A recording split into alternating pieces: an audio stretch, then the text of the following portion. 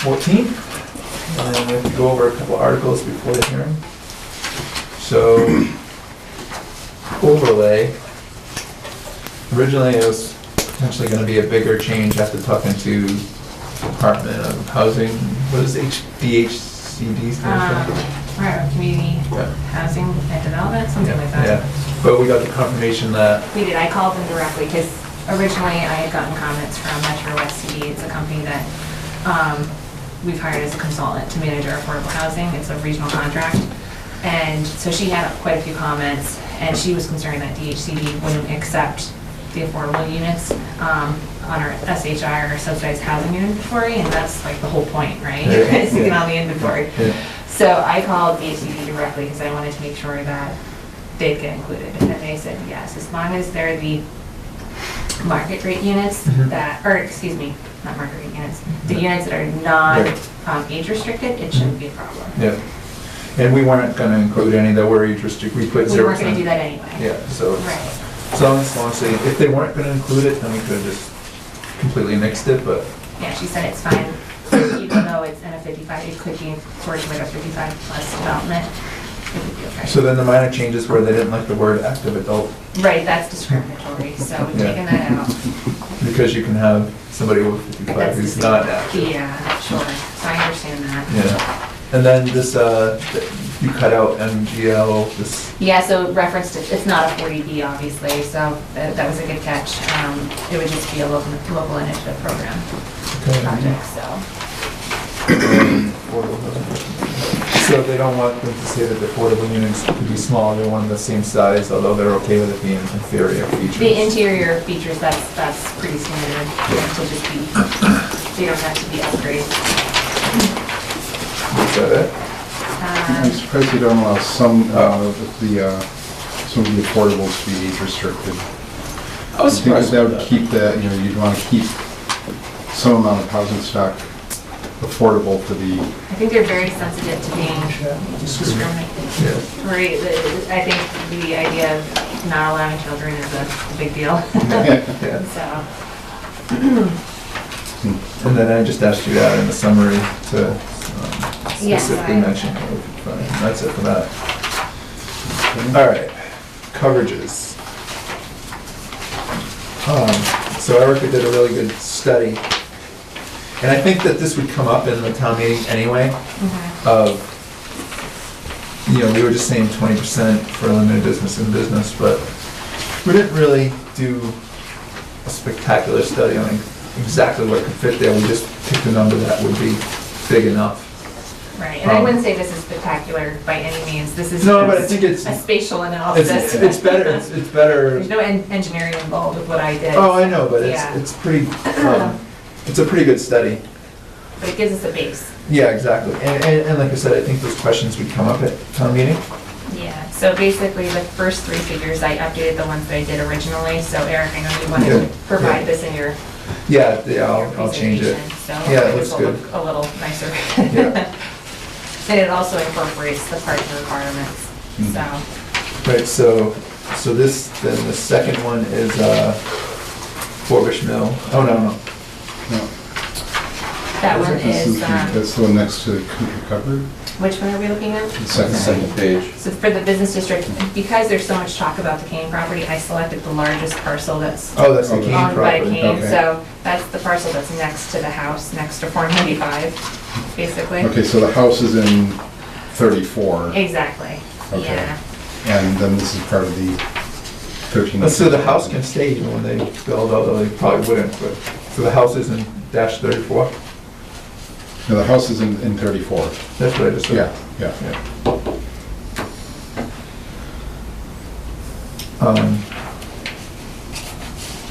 So they have no road frontage? It's weird, I guess it's just pre-existing non-conforming or something.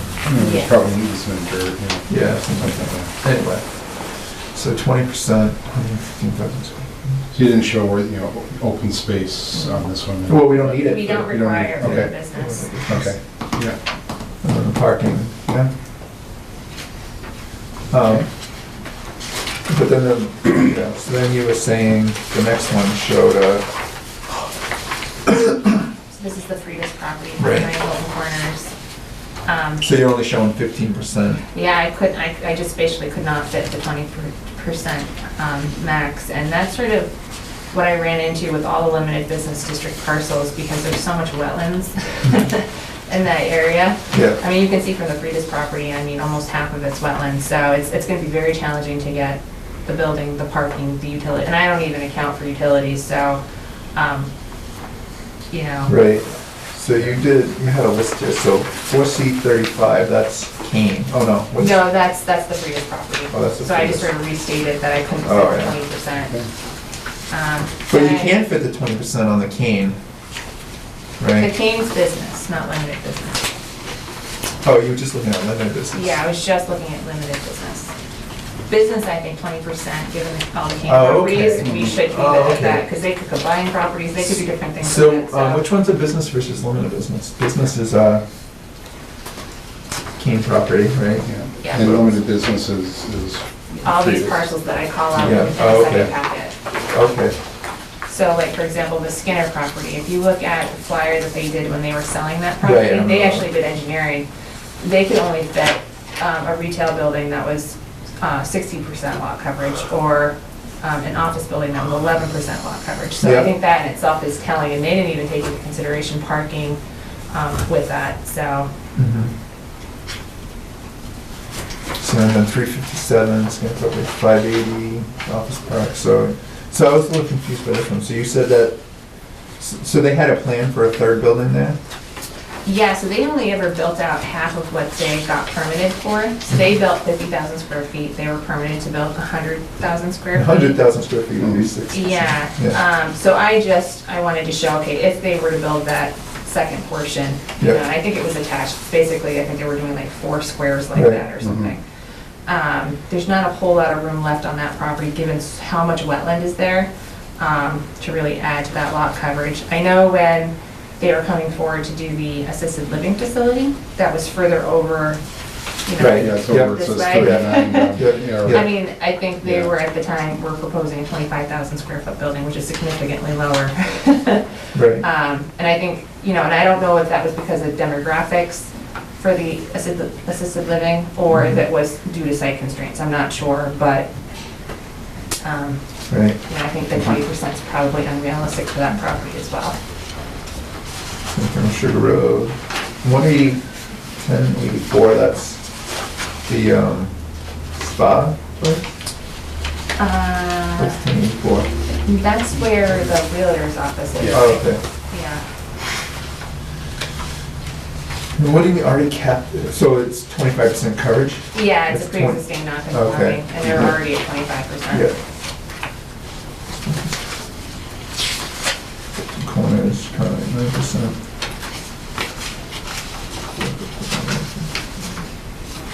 So then you're suggesting that we change limited business to 16% or 15%?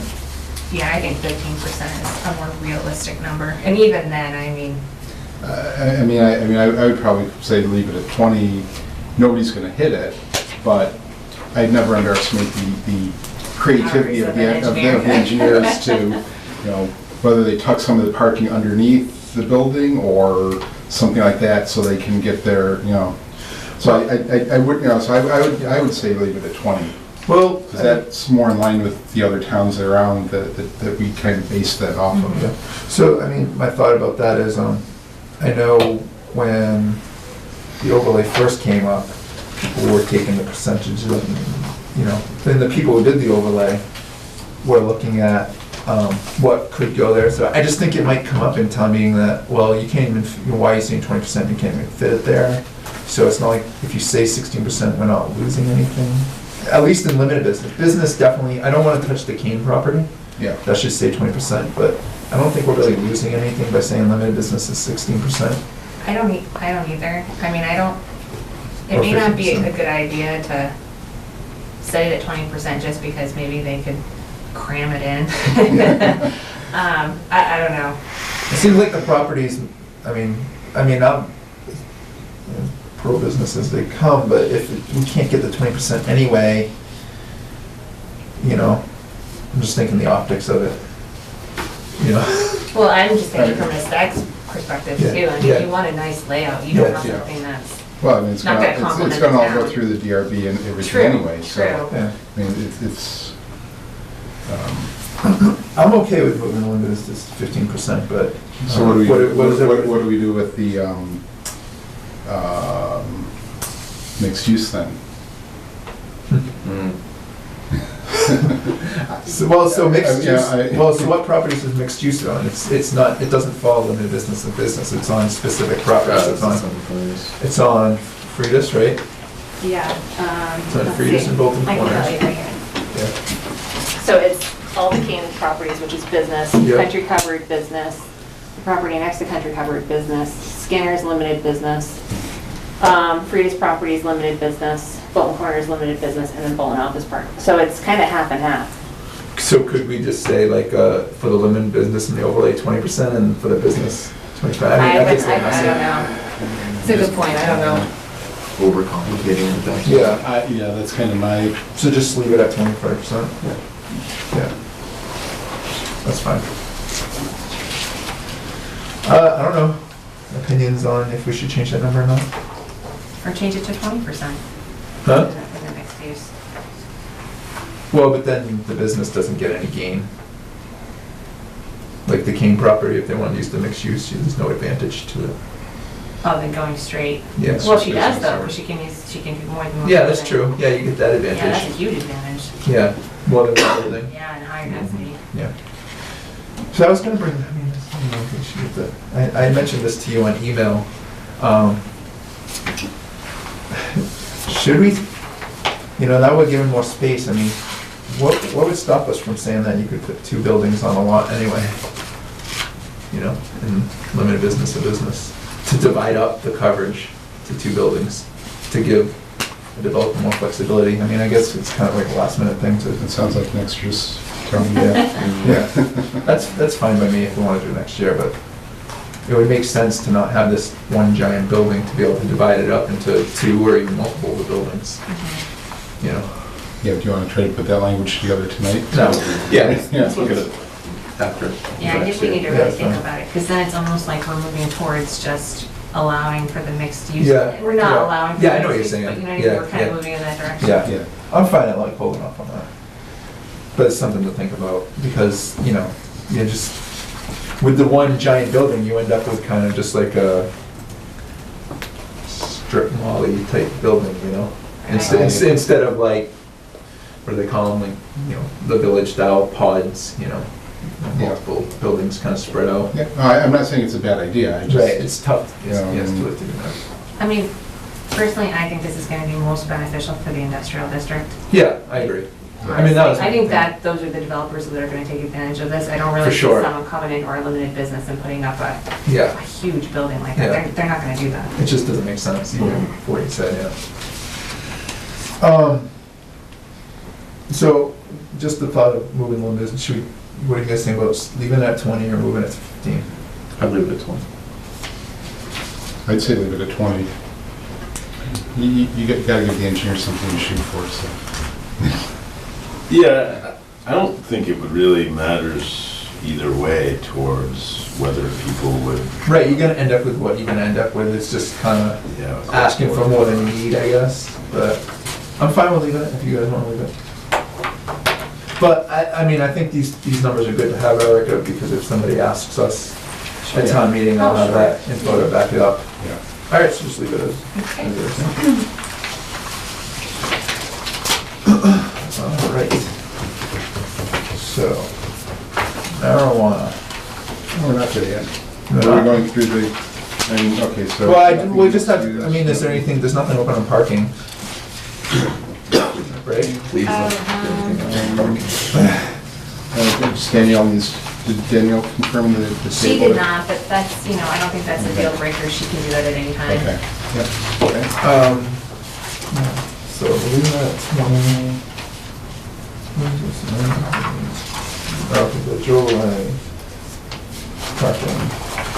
Parking, blah, blah, blah, blah, parking.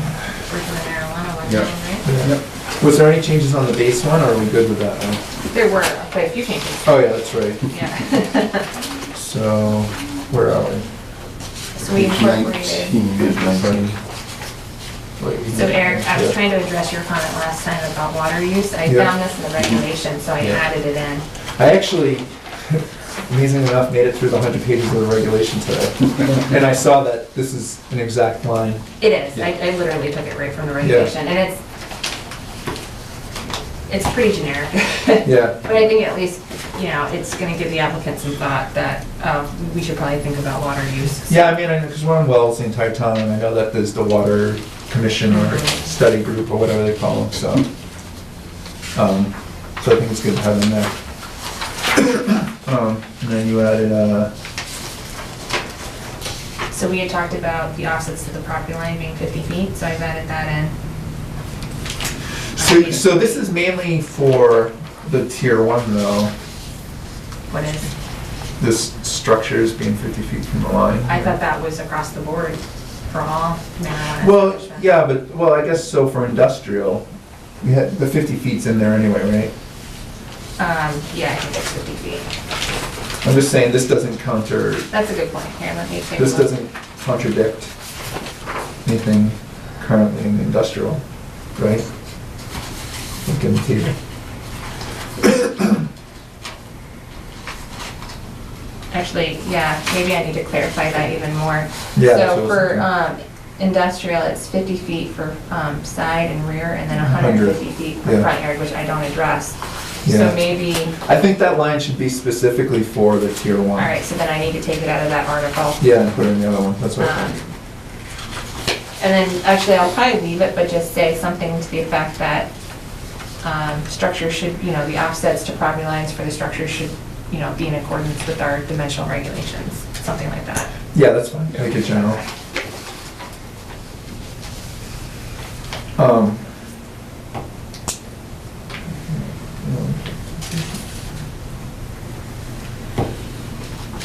So 13, all phases of cultivation, processing, and packaging marijuana cultivation shall take place in a designated area that is not visible from the public place without the use of binoculars, aircraft. So that's exactly from the regulations too. Yeah, but that was to address the comment about line of sight. Yeah. So that, I mean, it makes sense, yeah, it definitely makes sense for the industrial and this main one. I don't know if we have to word it differently for the tier 1, but I guess we're not there yet, so. But it definitely makes sense to have it there. Well, I think that if it's in a building, it's gonna take, that requirement's gonna be covered, because you're not gonna be able to see the operation if it's in a building, Yeah, or in a well, greenhouse. But it's gonna get tricky when you to, I don't think so. No? I think if it's in a Okay. greenhouse, you can't see it. If we're not allowing it, if we're not allowing the cultivation to be grown outdoors. If we do allow that, then that gets a little, we'd have to require fencing and buffering. okay, yeah, well, I have some questions for them Okay. when we get to Well, that. I think there's gonna be fencing requirements anyway, whether it's Based on what I greenhouse read. or not. Yeah, so, based on what I read. um, Do we say anything about, I know in the regulations there's a big thing about waste. Mhm. Do we say anything here? I mean, do we want to recapture all of the regs in our bylaw? I don't know. Yeah, do we need to do that? We don't, In general, I it's don't, I repetitive. think, yeah, Yeah. and which is what the council on here. True, but when we're given the special permit, we want to have the ability to address it in the special permit, whereas if it's just in the regs and not in our bylaw, can we address it in the special permit? Well, they're gonna Yeah. have to address it regardless, because when they go to file their application to the state, they're gonna have to meet those requirements. Right. So therefore, it kind of trickles down. It'd be the same application to the town. Well, you do, Could Kate you say Bayou, any- 53 Wheeler Road. Yeah. You do say in here that there's no outside storage, including product or waste permitted.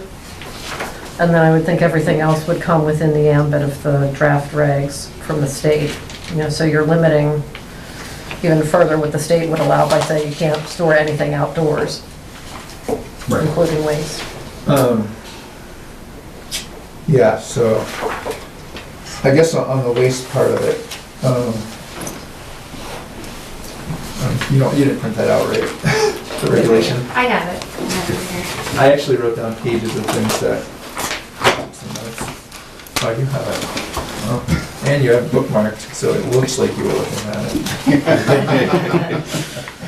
It's on to me. Just stick some sticky notes in there. Yeah. Let's say I wrote on some pages. Eric Gillen printed out of the office. Waste disposal, page 56. Yeah.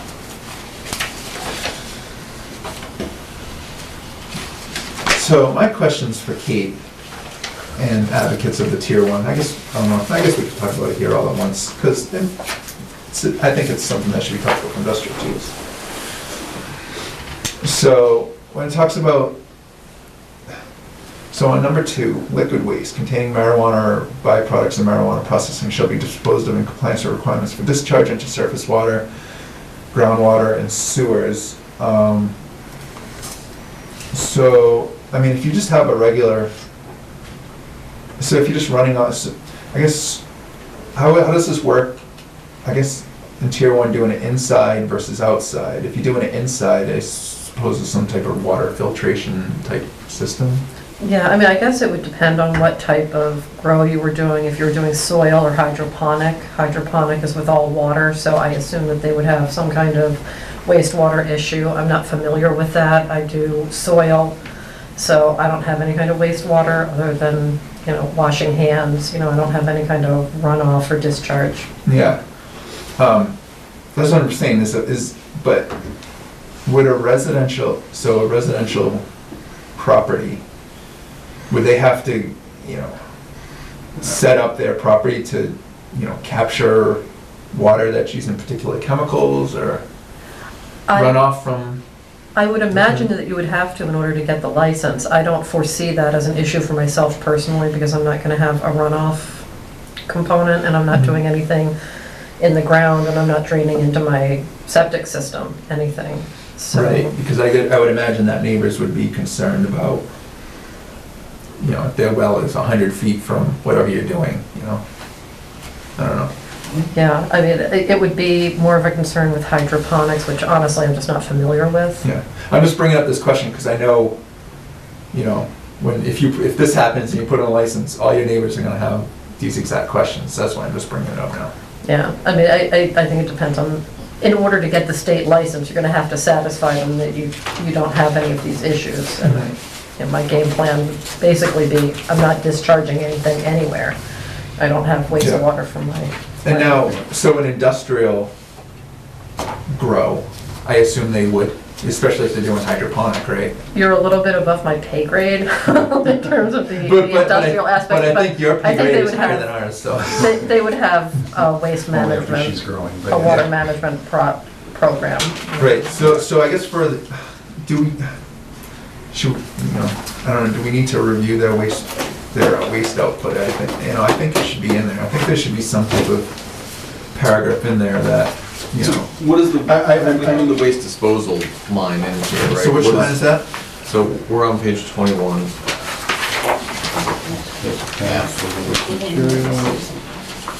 Okay, I did reference it. Yeah. I don't remember doing that. Yeah, I- It's a catch-all. Oh, okay. Yeah. Yeah, it's catch-all. just a catch-all, Yeah. yeah. Yeah, so I guess that's good. I mean, if. So they have I mean, to give us a plan of, you know, what's leaving their building and how they're managing it. Right. Yeah, so that's probably all that needs to be there. I mean, if you wanted to, we could put in something that would, you know, basically require the Board of Health to sign off on the wastewater disposal plan.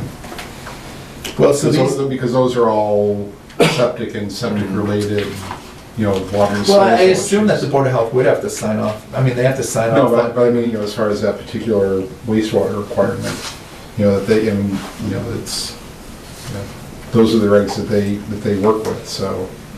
I think any, well, you and the Board of Health, and Yeah. you review every single septic plan that comes through. Everything, single septic, but if somebody puts in a grow Mhm. facility, that's not necessarily, like, you know, I mean, for a tier one, you know, they still need to certify that they're gonna be in compliance with, you know, one of those other, you know, the discharge, you know, the discharge regulations. Mhm. But, you know, so the state will require them, the plan, Yeah. You know, the question is on the local regs, whether we want the Board of Health to Well, that was sign my off on point. it. My point was, is there Up and, you know, any reason to take that number 2 on there and plant it in ours? That was my question. Is there a benefit to the town having the ability for Board of Health to look at it? Well, unless you want to be familiar with all those regs, I would say just, just require, basically just requiring certification of the wastewater plan from the Board of Health Well, in accordance to whatever that, the appropriate regulation is. Do we want to have catch-all language that says, I mean, the planning board can get the input from other boards for Yeah. any part of this, rather than just specifically related to, I mean, I don't know.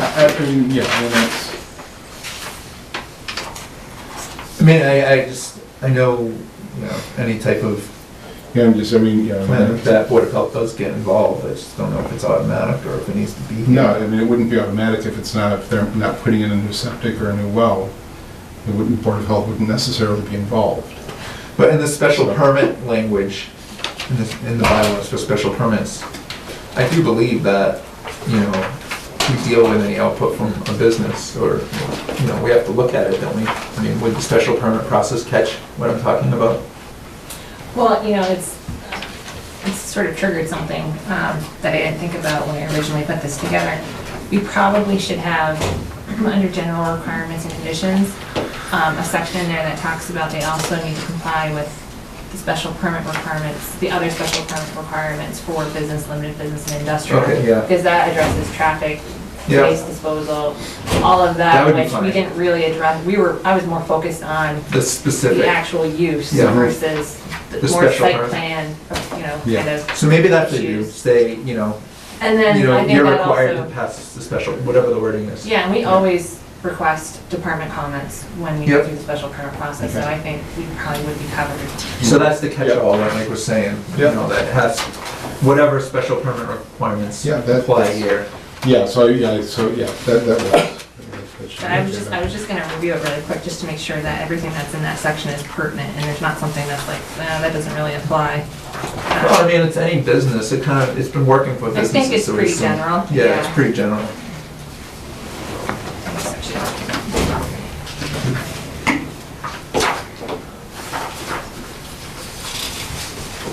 We're on now, I don't know how long we've been on for.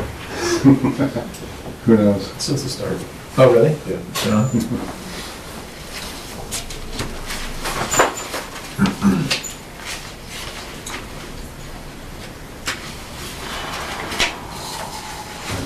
Do we have to open this at 7:30? I don't know that it matters.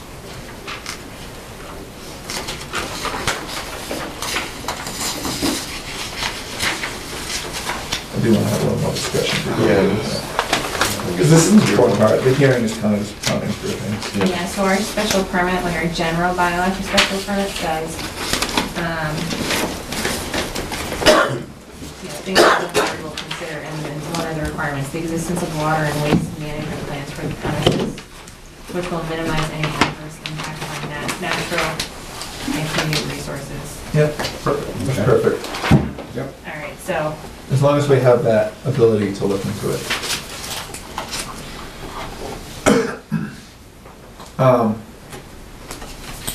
What else did you do here?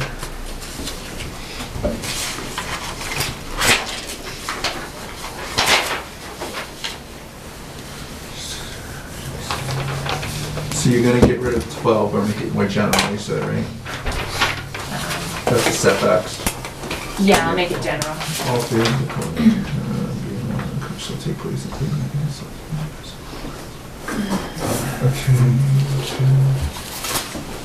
I'm just trying to get through the base one and then we'll get to the tier one. So you took out that notarized statements from the organization. Yeah, that was Yeah, that. that's fine. Council's. Yeah, I didn't understand that. Let's see, special permit. Oh, special permit granting. So you can't transfer it to another owner, it stays. Well, they have to get Yeah. an amended special permit. Yeah. Yeah. Okay, and then we moved the use table into the. Special permit. So, number 3 is what, deleting Article 5. Oh, so you're getting rid of the temporary moratorium, Right. because that's an overlap. So on the mixed use overlay, would retail be allowed on mixed use overlay? Is that under limited recreational business? Say that again. The mixed use overlay, the retail, Yeah. would that be allowed in the mixed use overlay?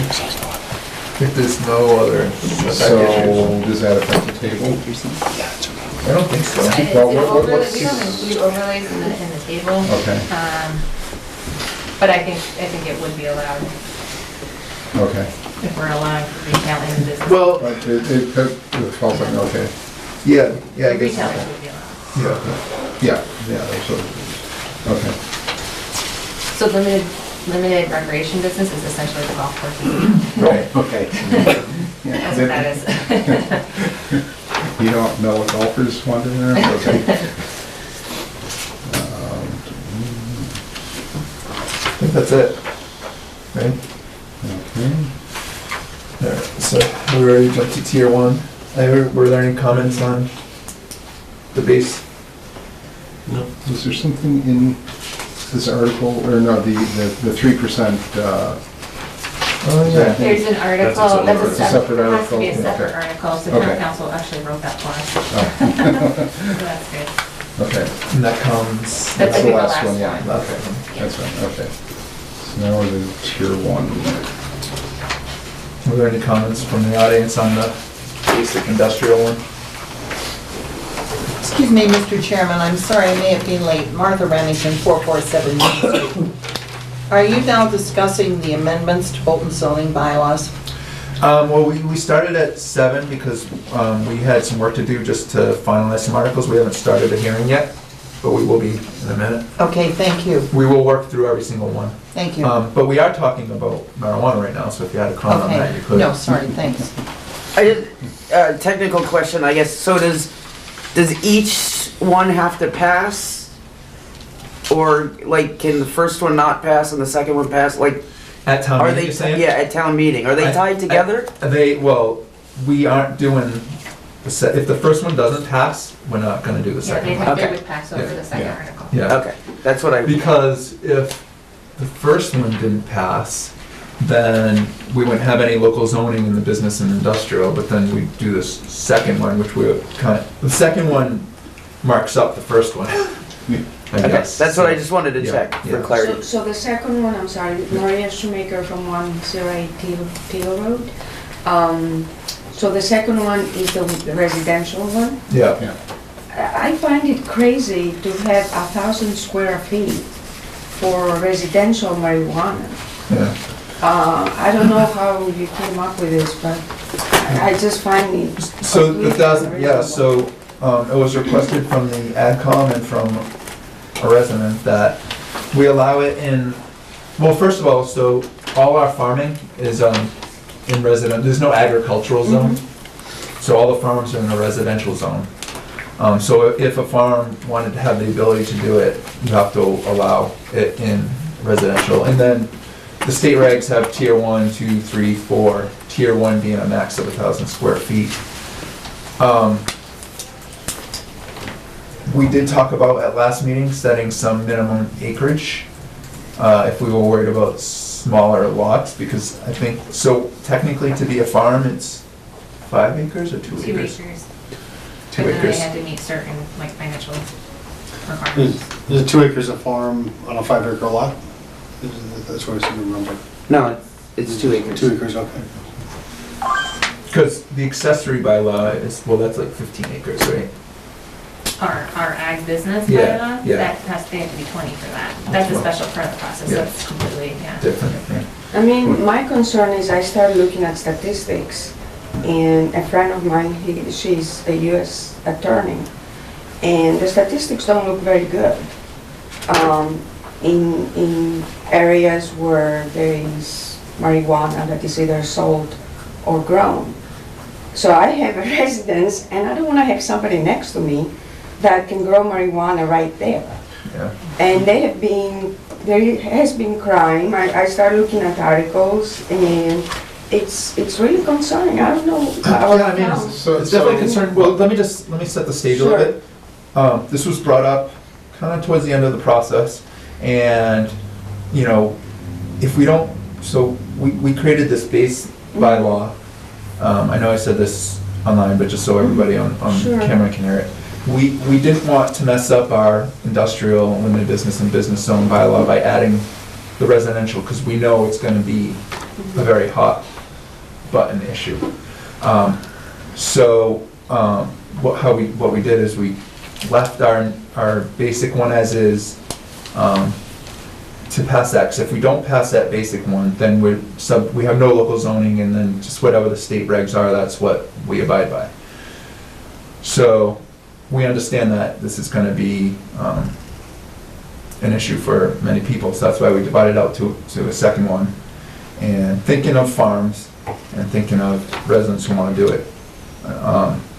What we started talking about, if we set some minimum acreage, so, you know, okay, a resident could do it, but only who has a large plot, you know, if that was one compromise.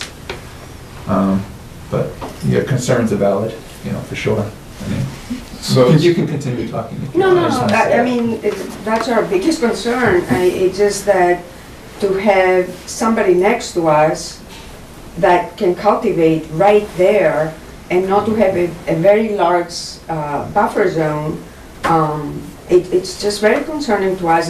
There is crime, and yes, there is medicinal use for marijuana, but the data says that sometimes it's used for other reasons, or sold for other reasons. Well, so this is for recreation, it's not even for medical, you know, we're not saying medical even, it's just for recreational. Would So- a fence help? I'm sorry? Would a fence help? You say you want a buffer zone, but would a fence accomplish the same thing? No, I mean, because if crime occurs, a fence won't help So at why don't all. we hold off on public comment? Why don't we just get through the board of reviewing this last article? Because we really should be talking about Yeah. this during the public hearing, so, and we're just sort of getting off time now. So why Okay. don't we finish up this one article just Well, with the board okay, and that's then- fine, I was just, Do you yeah, mind? that's fine, Yeah. Okay. we can do That's that. fine. yeah, We're gonna continue this. Yeah, no problem. Yeah. We'll come back to the discussion Yeah, on for it. sure. so. I mean, yeah, so we just wanted to clear up some things Yeah. on articles Yeah. firsthand, which I think we did. Are you ready? It's up to you guys if you're ready to Well, move on to the so- hearing. So, the one thing I think we should, I think we reference that it's a tier 1 license only. I don't think we want to restate that it's 1,000 square feet, because if the state changes it to 800 or Right. 1,100, you know, or whatever the state dreams up, I don't think we want to have a hard number in there that would contradict what the state determines as a So what are you tier saying, 1. Mark? So, on page 24, section 9, I think I would just strike that Sure. that section. You know, I mean, or just take out the 1,000 square foot of canopy piece of it, and just that it's, you know, that it's limited to a tier 1 license. Well, I mentioned the tier 1 license. You mentioned in the the tier 1 license, location. yeah. So I can so- I can take that out altogether. I mean, what's gonna have to happen anyway, I think the final draft of the regs are due like March, April, Yeah. if they stick to that schedule. If they do, I mean, we're gonna have to go back through and just make sure all our references are. Yeah, you're referencing the right section. Yeah, Yeah, but I just, you know, having a hard, you know, but they could come back a year from now and say Yeah. tier 1 is something different, and we have to go and amend it, and it's just gonna be more hassle, and it's, I'll take it out. So, special permit. so my notes, so we talked, so I have a question for, I don't know, I mean, we're still working on the bylaw here, so I do actually have some questions for people who, Why don't we just move to the hearing then? Or it's up to you, I mean, I so don't know. that's fine, we can adjust stuff in the hearing, Yeah, right? Of course, Yeah. that's the, yeah. Yeah, So we allow tier, looking at the table of use, and the tier 1 would really only, I would expect would only, I mean, we already cover cultivation in industrial, Mhm. so why would we call out a tier 1 special permit in I mean, in like, industrial? Yeah, Because- as opposed to the regular, I mean, if they want to, if the cultivator wants to get a tier 1 license, it's already covered by the previous reg, so Right. why call it out here? I think it Yeah. would be too ambiguous if we put no there, because then someone that Because they- wanted to well, be you in the can't do- industrial, but but you wanted can't to, do they'd tier be one. like, wait a second, I can't do Yeah. You tier can one. only be tier 2 I through think we 4. have to Okay. put SP there, Okay. yeah. Or I guess in the other one, do you have to say tier 1, 2, 3, and 4, or no? No, because the town council clarified, he actually Okay. wrote this part, and he made it very clear that it's in any other type of licensed marijuana-related business, so I think he covered it. Okay. Okay, yeah, And then I That's added fine. the exclusion for Yeah. social consumption, okay. yeah. Yeah, so I think it's probably, like, so I do have questions about bylaw, so if you want to just do it all at once in that one spot. Unless there's like major changes that you want to make now, I mean, Not major, but definitely things of security and things I want to talk about, but yeah, let's just move to the hearing. Yeah, I think that's a fine. good idea. that's fine. You'll probably get there pretty fast anyway. All right. So we have to open a hearing so we can vote on all of our bylaws and get them on the warrant. It's just part of the procedure, so I'm gonna open up the hearing then. So the planning board will hold a public hearing, so do I have to read this all now or as we do it?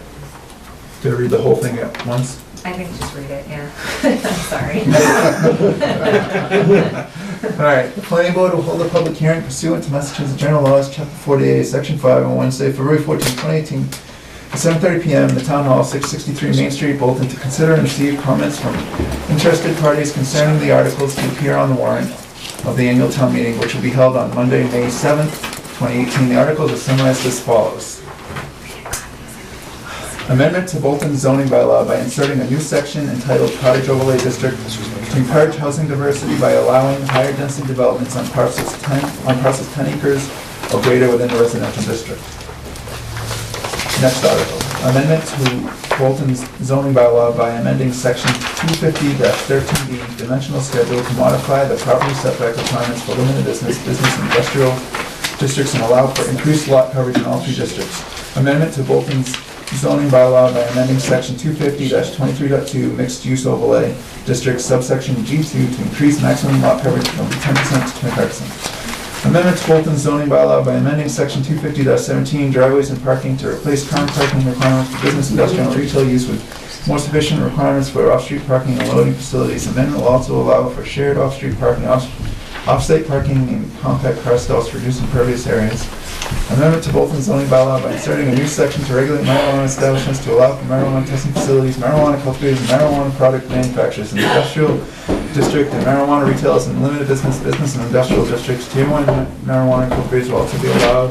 In the residential district, the bylaw also requires a 500-foot offset from marijuana establishments to residential dwellings, with the exception of Tier 1 marijuana cultivators in places where children congregate. Amendment to Bolton zoning bylaw by amending section 250-12, scheduling of permitted uses to insert and allow marijuana established by special permit granted by the planning board in the limited business, and industrial districts only. All right, well, that was fun. Could you repeat that, Mr. Chairman? The camera was off. All right, first one. So the first article is the Cottage Overlay District. I'm not going to go through every minute detail. We had the informational session. So pretty much this is to allow for diversity in housing and to help the tax base by increasing tax revenue without putting out money for, well, having an over 55 act, whatever we want to call it, having an over 55 development where you won't have as many kids, so it helps out the financial bottom line for the town. So we talked about it a ton. I think it's a pretty solid article. Is there any comments on the board? Anything in the audience? Do we need to move it and then second it before we open discussion, or? I don't think so. No, We okay, haven't done that in the past. okay, yeah, okay. The purpose of this, the purpose of, Could you just Increasing- state your name? Sorry. Al Ferry, Pine Road, Yeah. the purpose of increasing the density, again, is what? So, we're asking developers, so the standard traditional development, like that's gonna happen over on Tadmore is 11, 3,500, 4,000 square foot homes. 4-bedroom homes, where you have 1.2 kids, right now going to a home. So I did out the numbers, and you make some gains, but, it's not a ton of gain financially for the town. But also, that's all we're building as a town, is these giant homes. So the goal is to have an over 55 community where people can graduate from their bigger homes to a slightly smaller home, And I think we're maxing it out at 2,400 square feet, but that's just to allow flexibility. And so we're asking for this, to build smaller homes for diversity and for the financial, but if we don't, there's no reason for a developer to do this, because they can make more money by building the giant homes. So how do you get them to, If they can sell them. which they can. So the way to get a developer, They couldn't 5 years ago. They can now because there's a housing shortage. Right. yeah. So the way to get a developer to build this overlay, the over 55, is to give them bonuses, density bonuses. And also, that helps out the town, so you end up with a more dense, development with an over 55. So I did out some numbers that financially, it's a huge benefit, because you're not paying for kids to go to school. So- And also, the developer will build it because they're gonna end up taking in more money, because they're allowed to build denser, so. The purpose is to avoid more children. Exactly. Well, yeah, that's one of the goals, And provide people that are, yeah. and provide people that are in town that may want to stay in town but don't want their huge house someplace to go to. And So, we all, without this, the developer isn't gonna say, I'm gonna build an 1,800 square foot ranch on my 2-acre lot. yeah, Because financially, it just doesn't make sense. yeah, Whereas if they could build, cluster them and build 4 of them that are age restricted on that 2-acre although lot. the minimum's 10 acres. Well, I'm just, Yeah, but, yeah. but the point is that, if they can build several units on what would normally be a single lot, then they benefit with that density, we benefit with the more Yeah. variety in the housing stock. That's the carrot to give the developers to build it. On 10 acres, you can build 5 houses now, can't you? Yes. Yeah. So how many do you want to build? 10?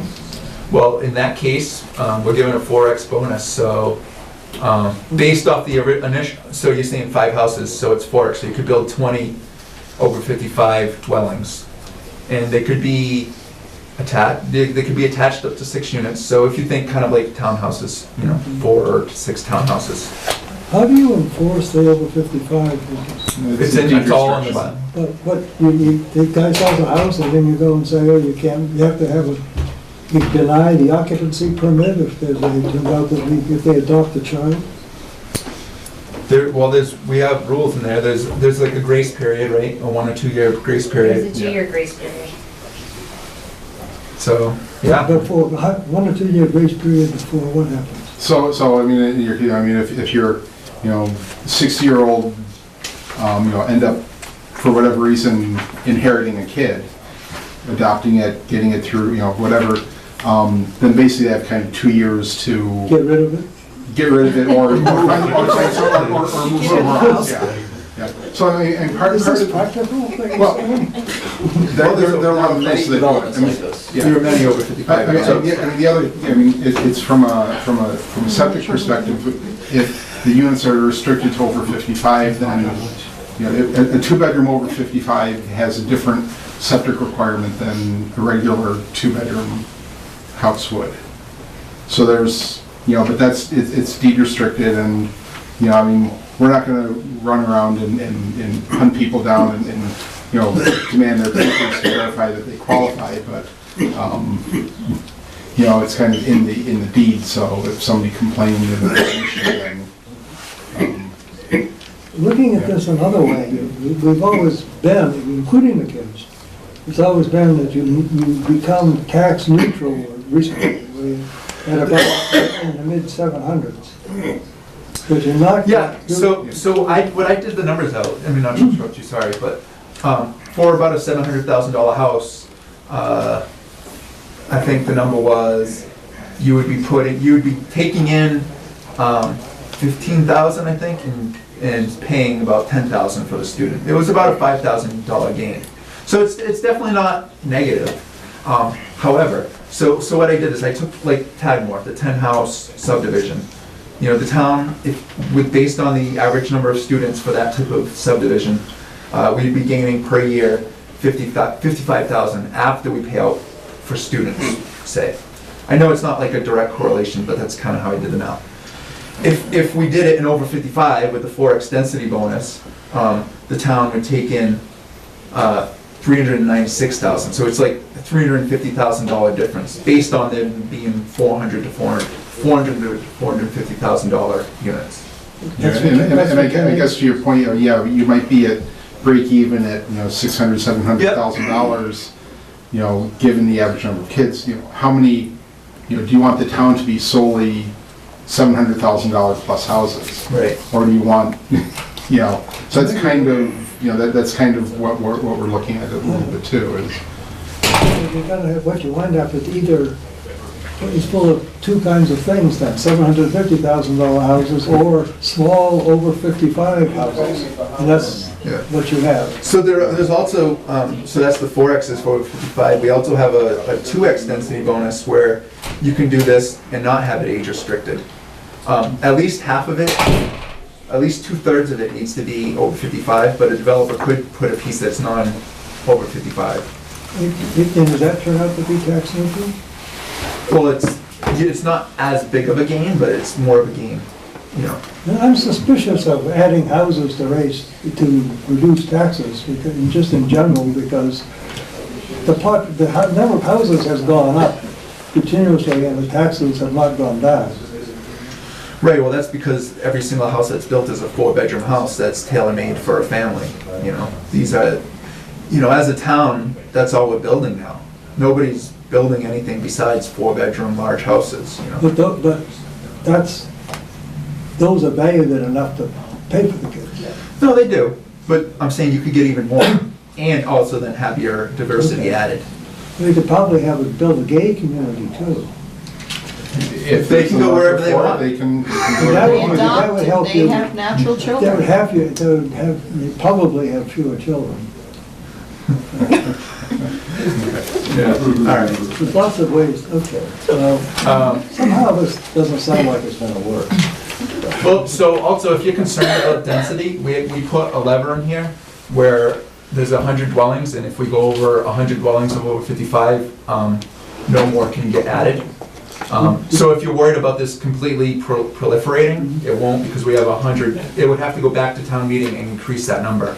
And sorry, this is Andy Roberts from Anymore Road. I mean, part of this is predicated based on like the units actually selling, right? You know, in order to, you know, so I mean, if we build, you know, say 50 over 55 units and, you know, they sit on the market, you know, like what does that do? I mean, Well, I can tell you, that's going to be a developer is doing that building, and Yeah. you know, they're not going to build 50 all at once and say, okay, now somebody can buy them. They're going to build 5 or 10. yeah, I mean, and I phase them guess, over I guess, time. I guess, you know, even if there's like just a change in the market dynamic, you know, over time, right? You know, if this is deeded, you know, to the end of time, you know, end of time is 55 plus, you know, does eventually, you know, does all of a sudden we just have this, you know, gap of vacant houses that we can't fill and we can't change the use for them? so right now, the Regency, there's a wait list from what the realtor Right. told me, so. Right, I mean, right now, I mean, like, that's the thing is right now, like, what's gonna happen in 10 years, in 20 years, in 30 years? And do we care if we still gonna be here? I don't know.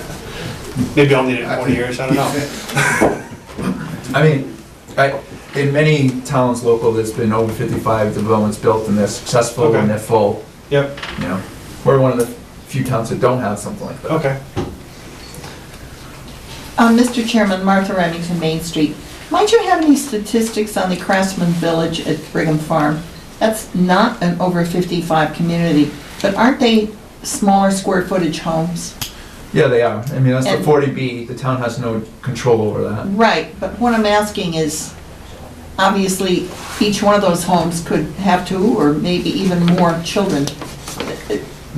It, are you in the loop that knows whether or not that seems to be going viably, or if it's We don't have any statistics on it stagnating? yet, but. In terms of the sales, Well, yeah, in terms of, I mean, it's going to be quite a few homes. yeah, they're doing quite well on selling the homes. Now, I don't know in terms of the demographics, who's buying them, I can find that out. And, excuse me, are those 2 or 3 bedroom So homes? they're all 2-bedroom. They're all 2 bedroom. Thank you very much.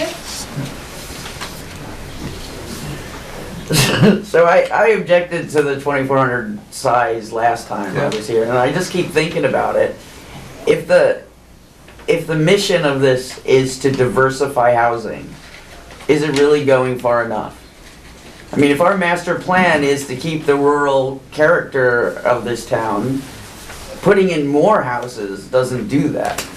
So Well, it's is this still really houses in the same pushing location for that- diversity, which is what you guys seem to be So, wanting? you know, you take the Tadmore, which is 10 houses, and you're just condensing, you know, it's not like it's spreading out throughout the whole town. It's a subdivision that was gonna get built anyway, it's just more dense.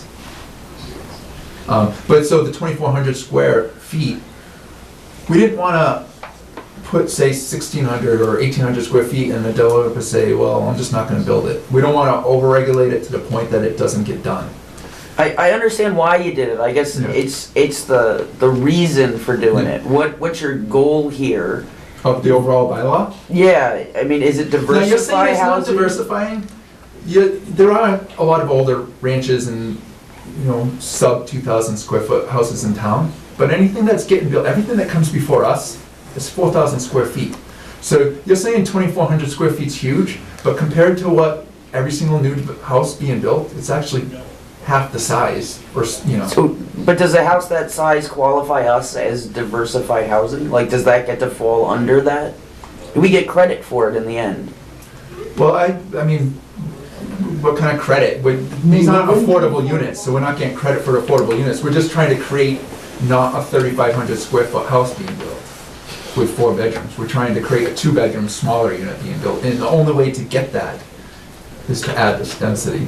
And I will say this is a town meeting.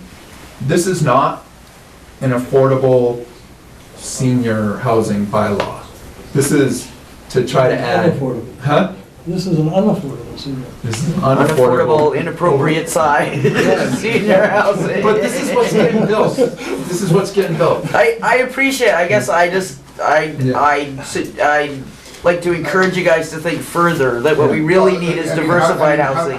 What would you say that we go in and say, okay, that in any one of these developments, 20% have to be 1,000 square feet, 20% have to be 1,200, 20% have to be 1,500, you know, I mean, do we need to do something like that? I'm not sure what you're looking for to encourage diversity. Well, is You know, that's the thing that we don't have is the diversity in housing, and we're all afraid that we're gonna get it's gonna come in and it's gonna be beyond our control. So why wouldn't we be creating bylaws that try to make that happen without it being forced on us? So what are you saying? I don't understand. I don't understand. you mean, how do we hit our 10% affordable numbers so that we can avoid any 40Bs? If we're going to have housing units that are so close together, why not have it the housing units we need?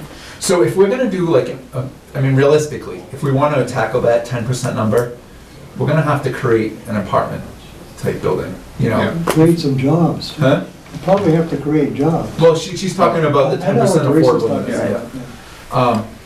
Which, you know, we're gonna attack that with the next bylaw, hopefully with the jobs. But the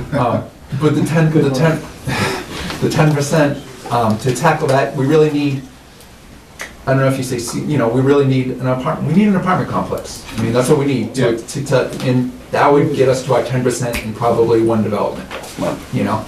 I'd rather have one of those developments than 10 of these. We're not gonna have There 10. won't be 10 of them because we have that 100 dwelling max. 10 max, Huh? 10 max. Well, depends on the size. I mean, if you have, well, the one we're talking about could be 40, so it's gonna be 2 or 3 within, in the town. If it even gets done, I don't know. Well, just, I mean, a year from now, we can Couple more look comments on at, we this. can look at adding in an apartment bylaw to allow somebody to develop, you know, the 100 units or so that we need for an apartment that would get us over the 10%, and then Yeah. we can not worry about 40 Bs. And those would be You know, 800 to 1,200 square feet or whatever, you know? Yeah. But that's not this. But is that what the town wants, and is that sticking with the rural character and preserving the open space that we want? Well, I guess And that that's sort what of I'm thing. So- suggesting is that's the thing we really need to tackle. This is sort of just putting more suburbs in and losing rural character. It's my Well, concern. no, because a subdivision was gonna go in anyway, Yeah. you know? A Century, this is replacing a Century Mill. This isn't replacing, you know, what would be, I don't know, a farm or something. This is replacing a Century Mill or a Tagmore or Keys Farm, you know, instead of, Keys Farm's the new one on Hudson Road. Instead of this 10 to 20, you know, phosphorus subdivision, you're doing a more, instead of having 4,000 square foot houses, you're getting 2,400 square foot houses, 2-bedroom houses. It's just, and you're limiting the kids in that specific thing to try to balance out the tax revenue. We'll take a couple more comments. Excuse me, Yeah, Mr. Chairman. Yep. I thought the reason that we were searching for these smaller homes to perhaps older couples or older families was to keep the student rate lower. Yeah, well, that's what I just So we said, yeah. wouldn't have to pay $12,000 Yeah, yep. apiece That's what I for said, every yeah. person. And I know at Century Mill, some families have moved in with 5 or 6 children.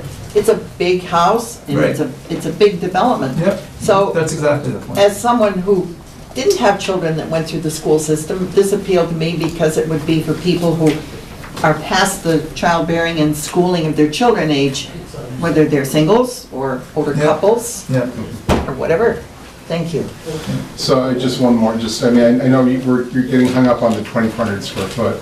I mean, so what's in here is it's a 2-bedroom and up to 2,400, but the developers are gonna look at it and say, the sweet spot to hit the price target that will sell may be 1,800 square feet or 1,200 square feet, or, you know, I mean, just because you say 2,400 doesn't mean that that's what they're all gonna be.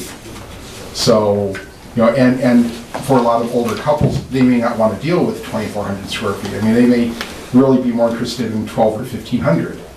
You know, 2 bedrooms, you know, a nice size, And ultimately, great room in the kitchen, and that may be all they really, you know. they probably have a range. They probably have a Right, few that right, are that yeah, big. Yeah, they're gonna, you know, there's gonna be some, because and the developers are gonna build what they can sell in, you know, fairly quickly. So, you know, if it is all 2,400 square foot house, then so be it. But the guess is they're gonna want variety there so that people can get a good price range and get more interest. Yeah. So we're just kind of putting a cap on there so that we're not getting 4,000 square foot 2-bedroom houses. And purely financial, like I said, it goes from a 10 house to 55,000 per year to almost 400,000. So financially, it's good for the town. That's some diversity, not as far as you would want to go, but we will address that. Probably this coming year, I want to address, They won't be you know. growing marijuana there. would this be subject to Fosbury? Say it again? Is this subject to Fosbury? Yeah, we do this, well, It could we base include we base it off of the phosphorus number, the way so you create your, and take 10 acres, you can have 5 houses, then in phosphorus, you can condense it to 1 acre lots. So we take that number to create what the final number will be for the over 55. Well, there's an open space. Yeah, There's open space requirements as part of We have the this. same 33% open space required that you do in that. So just picture either a Century Mill or one of those developments and turn it into townhouses. pretty And much. wash it, it shrinks. Yeah. So I think we're ready to, pretty much our vote is just to put this bylaw on the warrant. So, So we just move that we support and add the article to the warrant. Okay, so I move that we support and add the article for Cottage Overlay District to the warrant. Second. All in favor? Aye. Okay.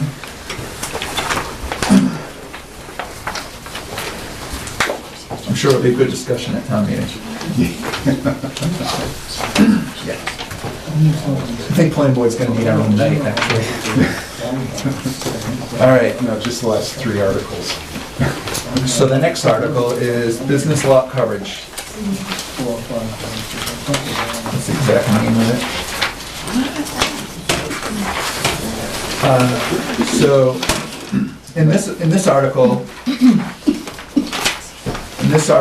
we are taking our 8% coverage of across the board, limited business, business and industrial district, and we are adjusting that along with frontages and setbacks. What we found in other towns is that they divide out their limited business, business and industrial, so that it's a little more dynamic. Also, the setbacks of 150 feet for limited business didn't make sense for something, so. For limited business, the front yard setback goes from 150 to 50, so the parking isn't forced in the front, it goes in the back. Industrial stays 150 because we want the opposite effect, we want the building off the road. Coverage-wise, which is the square footage of the area the building covers, just, the foundation, I guess you would call it. It's the percent of the overall land. We are at 8% across the board. All the other towns we looked at, including Stowe and Harvard and Lancaster, they were all in like the 20 to 30 or 40 range. So what we did is we, first of all, for industrial, which Cobham Cobham has 2 lots, and one of them already is 30%, the other building is only 10%, Erica? It's either 10% or 15%. Yeah. There's a lot next to Cobham, which we have an example here of.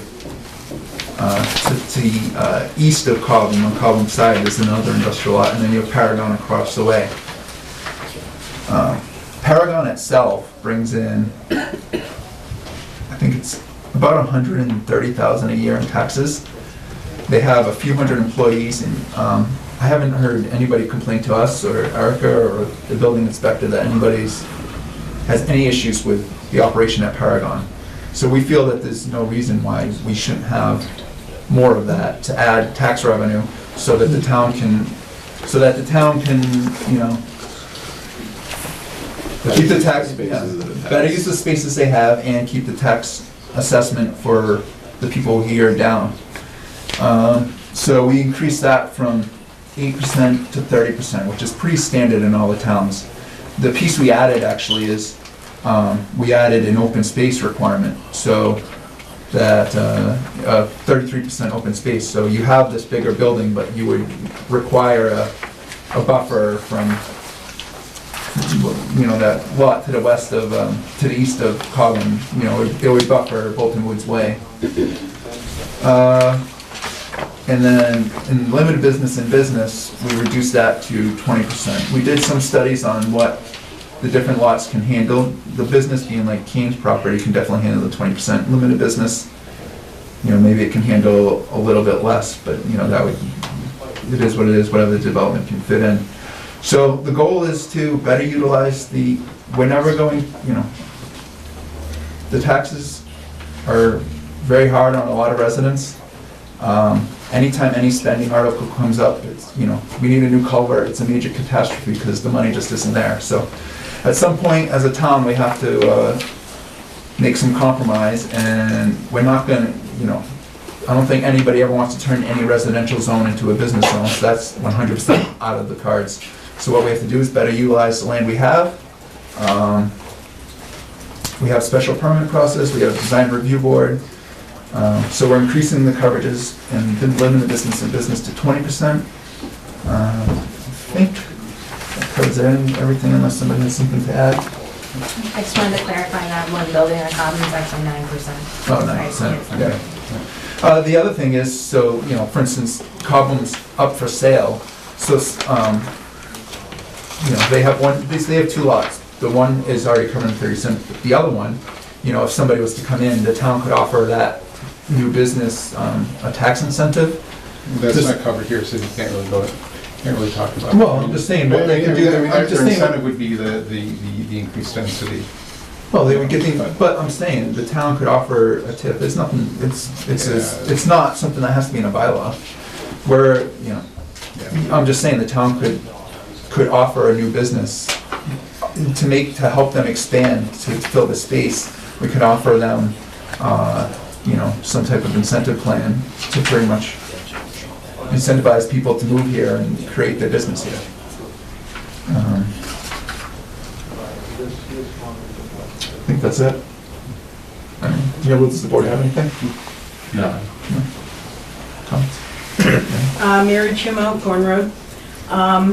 I think also what the planning board needs to do is to look for ways, mitigation ways, that when you bring in these new businesses and that you're giving them more space than what they can do for us, other than providing a tax basis, if we're looking for roadway improvements or anything like that. See what other towns are doing, because I don't think we're getting enough out of our businesses in terms of what they can do for us, Right. because we're certainly, you seem to be wanting to do a lot for them. But Well, there would what definitely can they be, do for sure us? there'd be give and take, and I know, if we were ever to develop the Kane property, that owner developer would be heavily involved in the redesign of that intersection. I'm sure that the money would come out, for But I that. do hope that the planning Yeah. board is really looking at what they can do for the town. For sure, and you say, Other- well, what have we had developed? Clinton Savings Bank, it's not this huge development, I understand. We haven't been in the position where there's some big development coming in where we can take advantage of that, so I think what you said isn't really accurate. And Clinton Savings Bank did put money into the. They did, and- They donated money for Right. it for sidewalks. Yeah, they gave So they 5,000 do- for But I sidewalks. think even. And they did a traffic study as well, No, they they paid for a traffic, they paid for a traffic study. Yeah, they Did they? did, yeah. Oh. Okay. So, but, see what other towns are doing, because, even residential, you look at Century Mill and what a mess that is, and we got nothing out of that. So, it's, That's definitely, so with special permit process, design review board is a big given. And I don't know if you've seen any, there's a lot of back and forth of, even with Tadmore, we're having them build the walkway to the corner, right, no, so. and we hoped, Yeah. thank Yeah. you for putting that into your subdivision. So that is- Yeah. I think, at any town meeting, I'll definitely make it known that the special permit process is a very powerful process for the town. We have a lot, of control over the overall development, so. Mr. Chairman, just a question about height requirements. Would these be single or two-story businesses? I know our height requirement is pretty modest because of fire equipment and things. It's 32 feet? Yeah. Yeah, so They're- we're assuming that these would be single-story? I think you can fit 2 stories, probably. Yeah, you can do 2-story. It's two-story, I think it's either 30 or 32 feet. Like, for instance, we did. Any buildings would have to meet all of our. Your other all of our requirements. Other Oh, yes. requirements, yeah, this just adjusts some of the offsets and some of the coverage that they can get. And I also agree with Ms. Chumo that since we have a single tax rate, and businesses do have an advantage because of that single tax rate per thousand, that we would just want to make sure we weren't encouraging people to put up taller facilities. Well, they're gonna be limited by, Right. anyway. I so- wasn't sure if the 32 was for business and residential. I mean- We have no height restriction on residential currently. No, we don't. No? No, Well, you it's- can't build it's anything higher than 32. They wouldn't let the church have his office there in the Well, steeple. I'm not sure about the church, but for Oh, yeah. businesses, we allow for two-story. We actually don't even give a numerical value to it. So we It's were just coming two up in our stories. bylaw before. We were looking at that, and then we couldn't come to a decision, so we haven't, There's no Thank you number. very much. there's no number. We just haven't had an issue Sure, with let's it. spell it to you. Wow. That's a question for the fire department. But 2 stories is, It's for business. yeah. Is there any other comments? I have a question. In rereading the building, the business or the industrial, maybe bylaws, why do we disallow R&D labs? Do we, I think, Disallow which, I'm sorry? Laboratories, R&D laboratories are specifically disallowed. so that's come up before, and, And most of them now are software. yeah, I don't understand I've why seen that we before. disallow I think, that. do we disallow it, or? No, we allow it in the industrial district. You do? We do. Which is the one where you don't? Business? It's not allowed in business or limited business. Yes, but I do agree with him. They're thinking of R&D like, Yeah. you know, like a chemical process. Right. Whereas R&D now is Different. dorks like me working on computers, you know? I actually think we do Yeah. allow it in mixed use though. Yeah, we do. I think we do. Yeah, we adjusted it. So maybe that's something. Okay. Well, not necessarily. I mean, this area has a lot of medical, biotech industry, so the research lab is very much in. But you could specifically disallow something when they, because it Yeah, okay. requires a special permit, you could specifically disallow. I agree with you, and it's something that we should probably look at in the future, but it's not really specific to that. All right, Okay. any other comments? Okay, I will move that we add this to the, move and support this on the annual town warrant. Second. All in favor? Aye. Unanimous. All right, next up is adjusting the coverage of the mixed-use overlay. So that's set at 10%, so if we're increasing the others to 20 in order to get, so the mixed-use overlay is combining residential and business, so we move that to 25%. And, you know, maybe it makes sense for a couple of properties. There's a lot of other factors that come into play, like wetlands and stuff, so some properties maybe only can handle 12%, so. But this is just setting, giving an extra benefit to ask people to do some type of mixed use, which is, part of the master plan was, 10 years ago, was to, you know, create a mixed use type development. So we put that to 25%.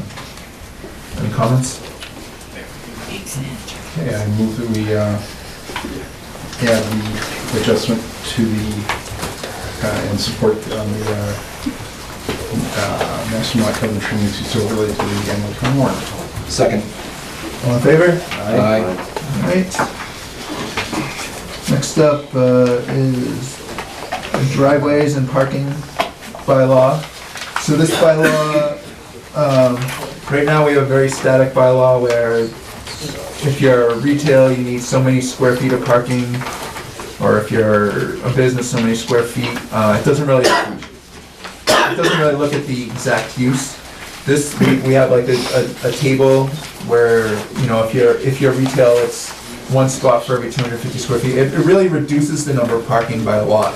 So right now, our current bylaws allow a large amount of impervious area, which I think as a town we don't want. We'd rather have the minimal amount of parking, minimal amount of impervious paved parking as we could.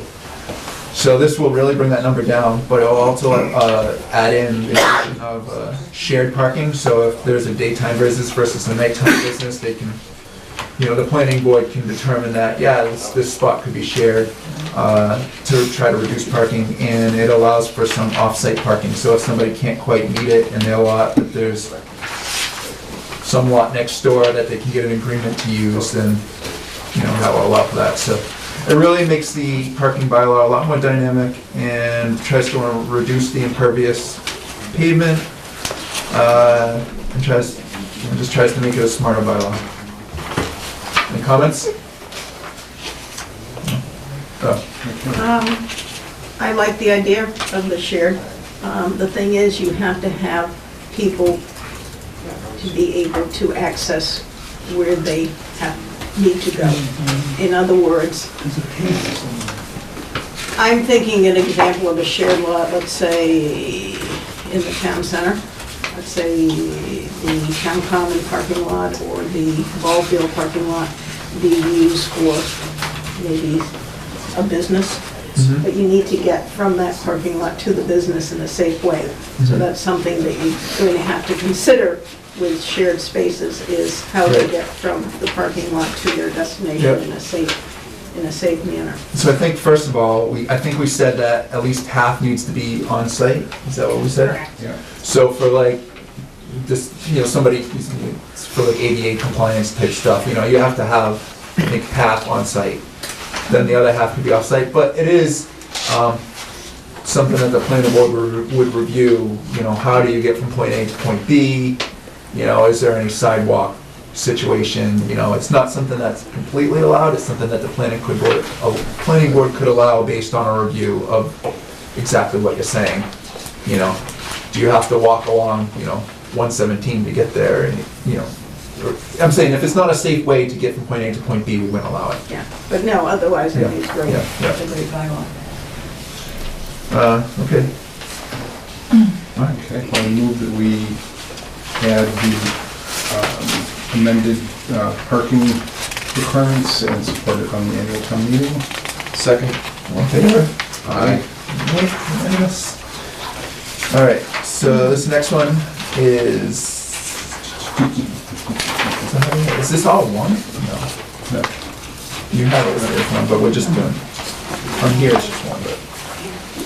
So, the first marijuana bylaw is the industrial and business bylaw only. We're not talking about industrial, we're not talking about residential right now. This bylaw is necessary because once our moratorium's up, and actually if you talk to town council even before our moratorium's up, once the state can start permitting, once they can start permitting licenses, once they start giving licenses out in April and May, they can actually get provisional licenses even before our moratorium's up. So we have to pass something now, or we're subject to the state laws, which pretty much would say that, any type of business, whether you're a retail, if you're a retail marijuana, you can go where retail is. If you're an industrial cultivator, you can go where industrial is. So we'd be subject to the state laws without, I think their setback is 500 feet from where kids congregate, but that's it. What we do in this bylaw is we say that cultivation, growing, testing can go in industrial. We allow retail to be in business and limited business, but we set a setback from residences at 500 feet. So what that does is, take 626 for instance, this house is right there, so you would never be able to have a retail at 626 because it's within 500 feet of a residence. There's a couple of places potentially retail can go in limited business and business, which is what did we say? If Bruce moves out of Slater's, you can put it in Skinner because he has a residence. So there's those, and then would you say the house? Yeah, I mean, there aren't very many Yeah, businesses or limited business not next to zoned residence. areas that fall outside of the 500 foot Exactly. from a residence, but we do allow that, but if we don't pass the bylaw, the state would say basically any commercially zoned, any business or limited business. Could have retail. Could So have 626 retail, could. yeah, so 626, Cracker Barrel, Bolton Orchard. Could have retail. Could all have retail Yeah, space in exactly. them. What we're doing is saying it's gotta be at least 500 feet door to door or building to building from a residence. And also, this allows us to get our special permit, well, I guess we'd have a special permit anyway. Yeah. The one thing we do have is, well, there's a separate bylaw for it, is financially, it's baked into the state law that you get 3% off the gross, but in here, you can add an optional 3% that the town would negotiate with the business, so you can end up going from 3% to 6%. So I'm not sure if it's clear that we would get that extra 3% without passing this. I know we would not get it. Yeah. No, you So, have to pass. so by passing this bylaw, not only do we locate the businesses where we want to locate them, but we also get an extra 3%. Any comments from the board? Well, no, I'm sorry, I think I may have misunderstood your question. So you're saying if if our local bylaw doesn't pass, but the other article that allows for the 3%, Oh, I guess it's a separate article. it's a separate article, so no, I think we would get it. But I We thought you would did get have it. to pass your own local. It doesn't have to, Oh, no. really? I mean, it could just be open to the state, you know, Okay. the state law But, regulation. but we still have a separate bylaw. Okay, We so have that's- we have a But the separate big thing bylaw. is putting some more control Yeah. over, Yeah. over so since town meeting, or since a year ago, 2 years ago, whenever the 2016 ballot, moratorium. whenever the ballot initiative went through, Mhm. Bolton voted to approve, Right. but majority voted to approve that Recreational ballot. the marijuana. ballot question. Yeah. So if the town wanted to say, we don't want anything, wanted to ban it, it would require a 2/3 ballot vote, Just 50%, but it would be a general election. but it would be a general election, yeah. Plus the 2/3. Plus 2/3 at town meeting, If we wanted to ban it, if we wanted to. it has to be yeah. 2/3. Yeah, 2/3 at town meeting and 50% at the ballot box. Just, If we don't do any local regs, then we'll default to whatever the state decides to pass. So this is and we need 2/3 to pass these bylaws. So if we want to have some control over what goes in, you really need to either marshal a lot of people to get the 2/3 to ban it, or we need to get the 2/3 to provide some local control. So, and so this, when we did the ballot, I think it was 54% in favor, and we recently had done a survey where we got 600 people to respond, and it tracked that. We were at 52%. So we didn't see as a board that it would be possible to get to 2/3, and to the point of if you tried to ban it instead of doing a local bylaw, the people who wanted it could just vote down the ban, and then you would just fall to the state reg. yeah. So we didn't see that it was possible to get 2/3 of the people in town to say ban it, but we did think it was possible to do a strict placement of this business, of these businesses in industrial, and we added the 500-foot setback from residences, which really limits retail to industrial and a couple other minor spots. And we also added, the state says 500 feet from where kids congregate, and we have 1,500 feet, right? Not Oh, for no. this bylaw, no. Oh, This no, is no, 500. that's We medical. kept that, Yeah, yeah. Okay, never mind then. Yeah. Okay, that's it. Martha? I have one question, Mr. Chairman. With this paragraph on this contingent proposed What page? amendment, well, I'm sorry, I'm not looking at that, I'm just looking at the hearing notice here. Oh, I have a business across from my home, it's at 460, it's currently a non-conforming gas station. Mhm. Could that ever become a marijuana retail location? Is that building and It's your limited house? business. It's It's within 500 feet. Yeah. Okay, so now let me be careful. If we pass our bylaws, then no, it could not be.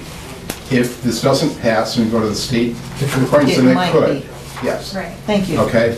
Just, it's very cut and dry that way, so. Right, that's you know, why I so, asked the yeah, question. Yeah, so, and that's kind of, that's kind of part of our motivation here, and that's where we kind of, the message we need to get out is that if we want to have control over it, we need to pass our own regs. Thank you. Yep.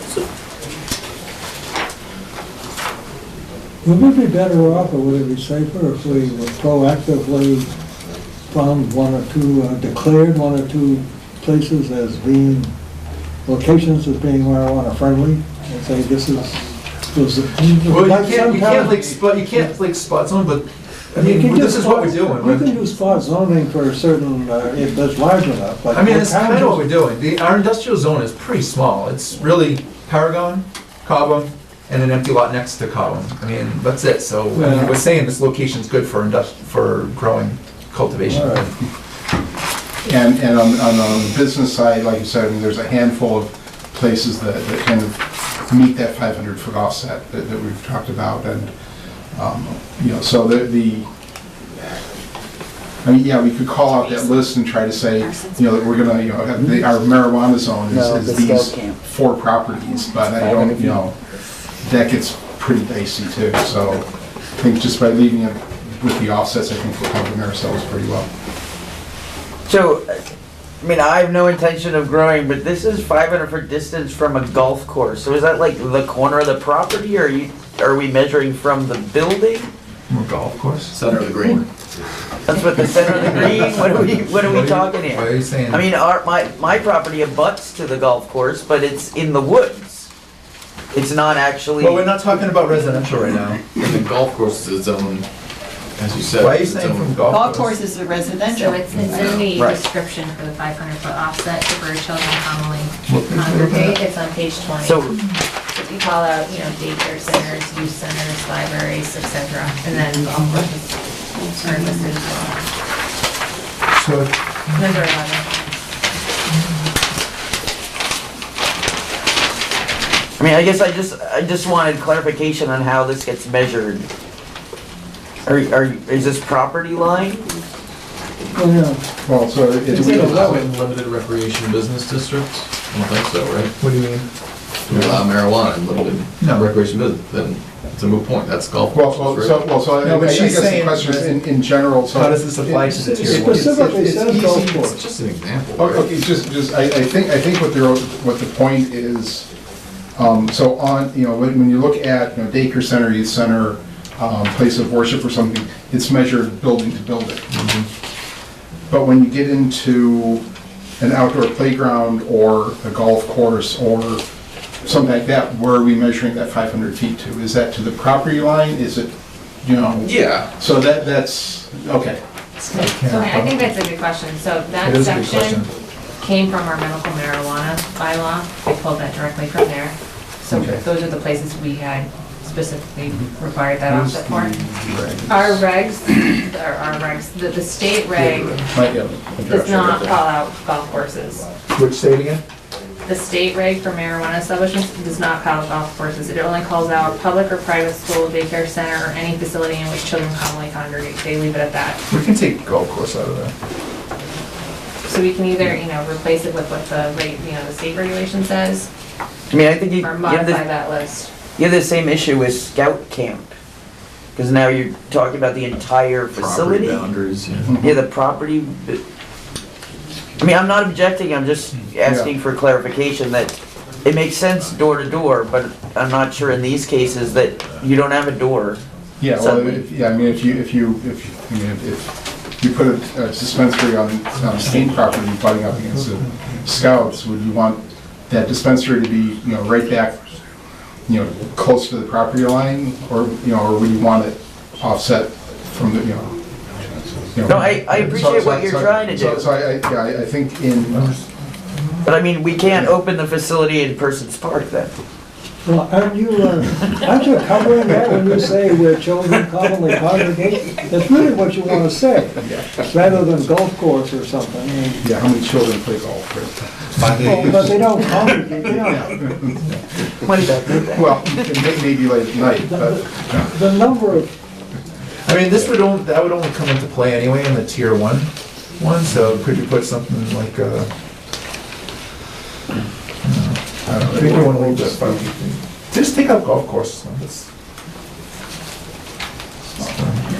Or we just change that calculation from What's- the nearest point of the residence facility, just make it property line of the, Well, what does the state reg no, say for? that's what the 500 council feet? suggested, we didn't like that. you did suggest that, but I think we didn't like that because of the residential piece. What, Because- in the state reg, what's their wording? Yeah, that's what it was. Their 500-foot wording. It just says where they come and congregate, but I think they might have given a couple examples, but they didn't give as many as us. I think it was schools, daycare centers. It's on page 70. Public or private school daycare center. Those are the- know that children are congregating. I don't really. There's parks too. School, daycare center, any facility in which children come. Let's just use their word. Yeah. So they say within a radius of 500 feet of public or private school, daycare center, or any facility in which children commonly congregate. Let's just use their word. Yeah. Does get facility. I think they should be property lines if they're schools or daycare centers instead of just structures. They usually have fences around them and, Well, I mean, the state, you know, the state reg says, They don't- building to building. Do they say? Nearest point of the What's their facility and ordinance? question the nearest point of the proposed establishment. Let me see. I mean, we kind of use the same wording too, should we? Yeah, straight line from the nearest, we say the same thing, straight line from the nearest point of the residence or facility in question to the nearest point of the proposed. Let's just use their wording. Yeah. Okay, so replaced with state. Yeah. And I'd like to know what, oh, I just lost my glasses, sorry. Uh-oh.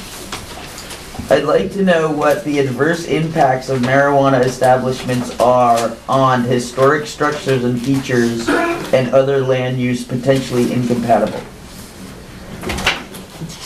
Chances are they originally grew marijuana on those. A purpose, section 2. Huh? Section? Section A, purpose, part 2. To minimize the adverse impacts of marijuana establishments on historic structures and features and other land uses potentially incompatible with said facilities. What does that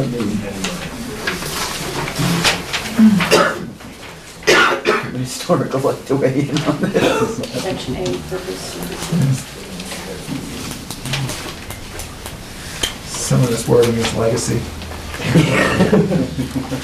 That's right. I mean, I'm not necessarily disagreeing, I don't think I understand it. It's like a mission statement, does it really mean anything? Yeah.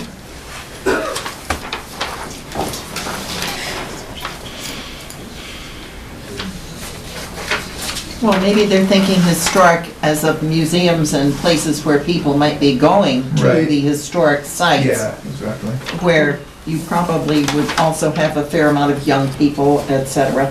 But that's covered by the children congregate part, isn't it? Yeah. Yeah. Yeah, but that's like, so that's like the actual law, whereas this is kind of like Mike just said, kind of like the mission statement.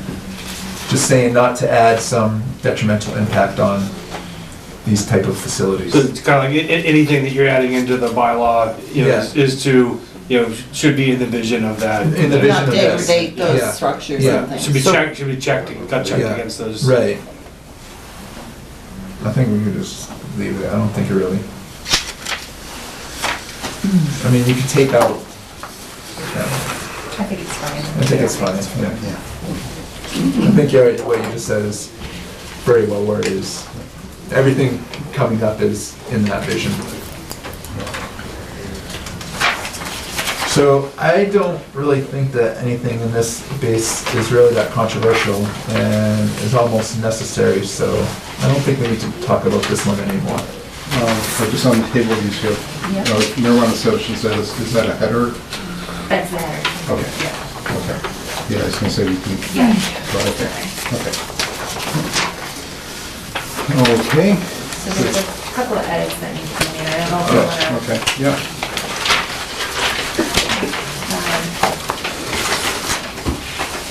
Didn't we already go through all these edits? We haven't gotten through them through the hearing though.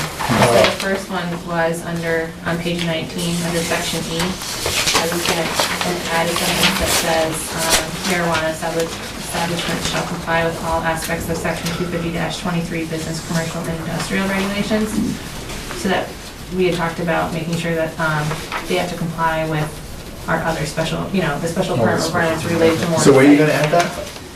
Page 19. Under Section E. So at the bottom of it? I was gonna add it actually as number 2, under Okay. number And 1. what are you gonna say again? Say again. It's just that the establishments need to be in compliance with our special permit Good. bylaw, Okay. our other special permit bylaw for businesses. So that was number 1. Number 2, I guess we're gonna replace the 500-foot offset requirement for where children commonly congregate with state regulation.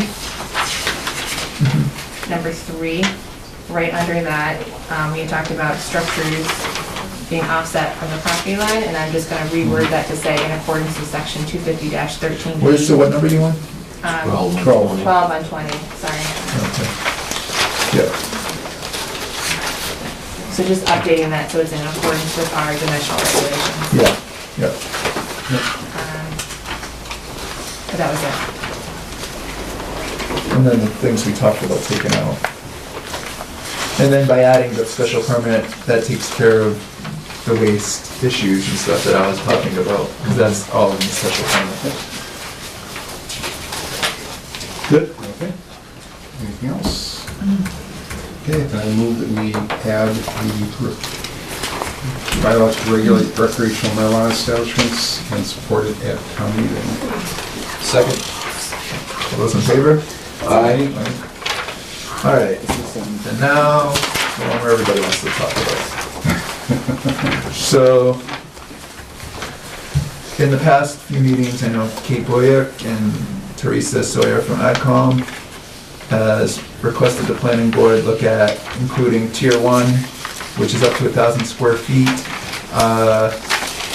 in residential, because in Bolton, farms are in residential, there's no agricultural district.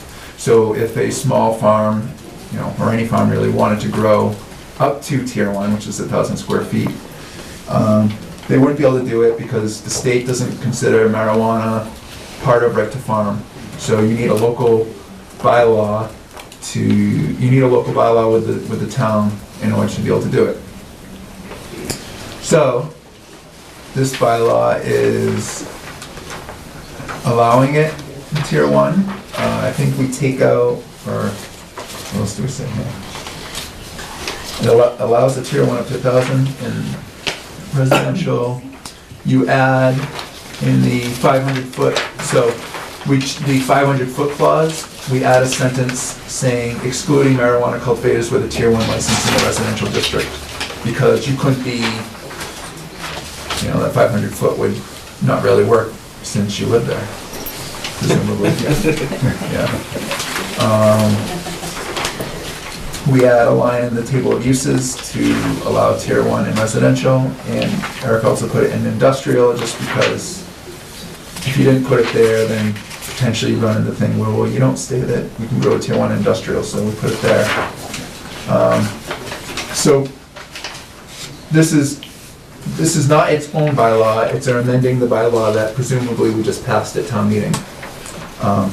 So it's not a heavily worded one, it's just adding the tier 1 provision in residential. I know this will be controversial, I'm sure. It'll probably be tough to get 2/3. That's why I asked if we were to do it, that I wanted to separate it out from the base one, because we want the base one to pass. And we'll present it, but if Kate or Teresa want to get up at town meeting and talk about this as well, you're welcome to. Well, I'm representing the Agricultural Commission, and the Agricultural Commission will definitely get up and Yeah. support the planning board in this. I hope you want both of them to pass, not just the first one. Yeah. So we'd actually, Well, we need the first one to pass. well, that's what, Yeah. we need the first one to pass for the second one, but Yeah. we want them both to pass. Yeah, And I'm very happy to do a presentation. yeah. It's not a problem. So we'll definitely work with the planning board so that we can do complimentary presentations. Right, so I think Mark was gonna present this base one, and then maybe you And then, say. yeah, I'll present the amendment and then hand off certainly some of the questions and such to the experts. I do have one suggested addition that I'm surprised that I'm even suggesting this. You guys might want to make sure that it is a residentially occupied premises that is being used for the tier 1.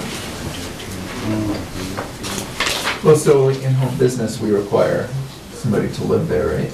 Yeah. it has to be So I think that- So we should put some wording in like that, For it to be owner occupied? owner occupied. Is that what you I think that would make a great deal of sense. Yeah, I think so, yeah. Yeah. Otherwise, those developments won't go in, just big fences. Well, then what about There goes my farms? business plan. Farms though, I guess a farm instead, somebody lives there, or, yeah. Owner occupied doesn't really work. These things are all owned by trusts and things now. Well, that's what I was saying. People don't personally own their property anymore. You don't? Well, this would be all residences in town, every single home would. But I think we're talking about farms too, right? Right. So I mean, you're the farm expert, how does that There work? might need to be a balance so that people aren't buying up, to Main Street and, putting up a 1,000-foot grow. Or the entire cottage overnight.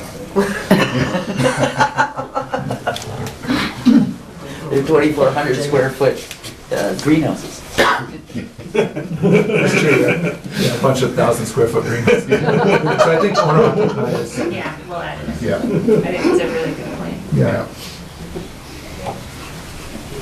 You're working against yourself, I know, but yeah. people No, are gonna want I that think in it there. makes sense.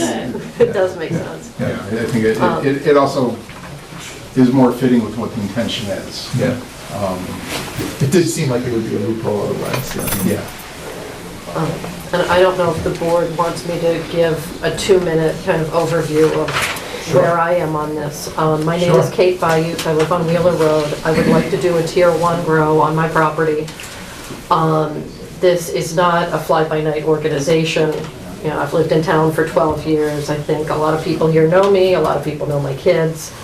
The amount of time, money, effort, and dedication that it is going to take to pull this off with the state is going to be amazing. It's going to cost me somewhere between $50,000 and $100,000 just to build out to comply with the 107 pages of state regulations. I have to have a security plan, I have to have an inventory control plan, I have to have a transportation plan, I have to have a background check, I have to have annual licensing, I have to have the support of the police chief, I have to have support of the local fire department.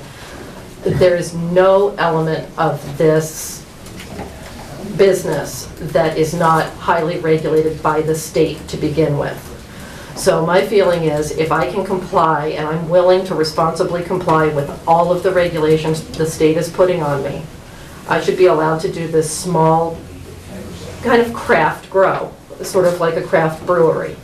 It's not a humongous business opportunity, it's a labor of love. And it's not something that's going to allow me to quit my day job anytime soon, I don't think. And it's also something that is going to be physically invisible to my neighbors. So you're doing it indoors, or you were doing it at? I'm doing it indoors. Yeah. I think the state regulations would permit outdoor grows under certain circumstances in terms of it can't be visible except by binoculars or aerially from Yeah, public makes sense. spaces. I think as a practical matter, anybody in Bolton who was trying to do an outdoor grow for a couple of months during the summer months, once a year, investing this kind of money to do it would be out of their gourds. I don't think every house... Low tunnels. Pardon? Low tunnels. Low tunnels? I'm sorry, I don't know. It's a non-permanent greenhouse sort of way to do it. Extend the growing season. Yeah. In any event, I don't think every other house in Bolton is going to be doing this. I think it's a very small group of people. So far, I know a number of people in town who's interested in trying to see if they can pull this off. So I will be doing some public information sessions over the next couple of months at the library, at the Bolton Bean. I'll be posting on Facebook for anybody who wants information or has concerns, because I certainly understand the concerns that people have, and I'd like to address them and convince them that this is a good idea. Can I do this? So I'm Teresa Sauer, I'm the chair of the Agricultural Commission. While this was taken, marijuana was taken out of the right to farm bylaw. But it still is an agricultural product, and the reason we have tier 1, 2, 3, 4 is because farmers in Massachusetts pushed back. When they passed medical marijuana, it's only available to industrial growers. So big corporations grow medical marijuana. There's no space in it for small farmers. And so when recreational got passed, the small farmers pushed back that this is a way to diversify your crops. They already have the greenhouses, they already have the facilities to do it.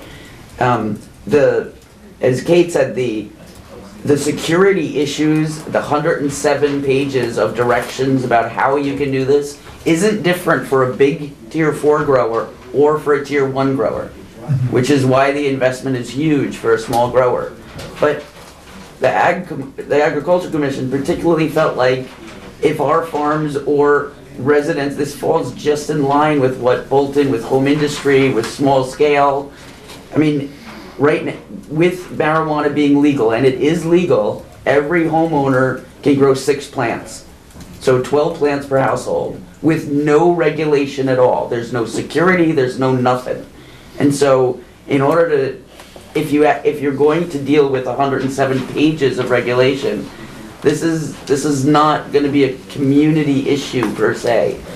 I mean, even the security is about buffering your neighbors from view of what you're doing. And so this really is designed to not impact the community. And so the AgCom approached the planning board that, you know, maybe there is space for this in Bolton. And there's also 3 to 6% of gross sales is an income source that we don't have, that could really be beneficial for the town. Yeah, so I mean, so I did read through the document today. I was pretty impressed with how extensive it is. I did have some questions on the security measures mainly. It talked about, you know, limited access areas and comparing like no loitering and stuff like, you know, how do you deal with that? You know, in a standard house, you know, living in a house, delivery people coming and going and stuff, how does that limited access, no loitering security measure kind of line up with generally? In general, so everything that has anything to do with the marijuana is under lock and key, behind locked doors, and not accessible to the general public.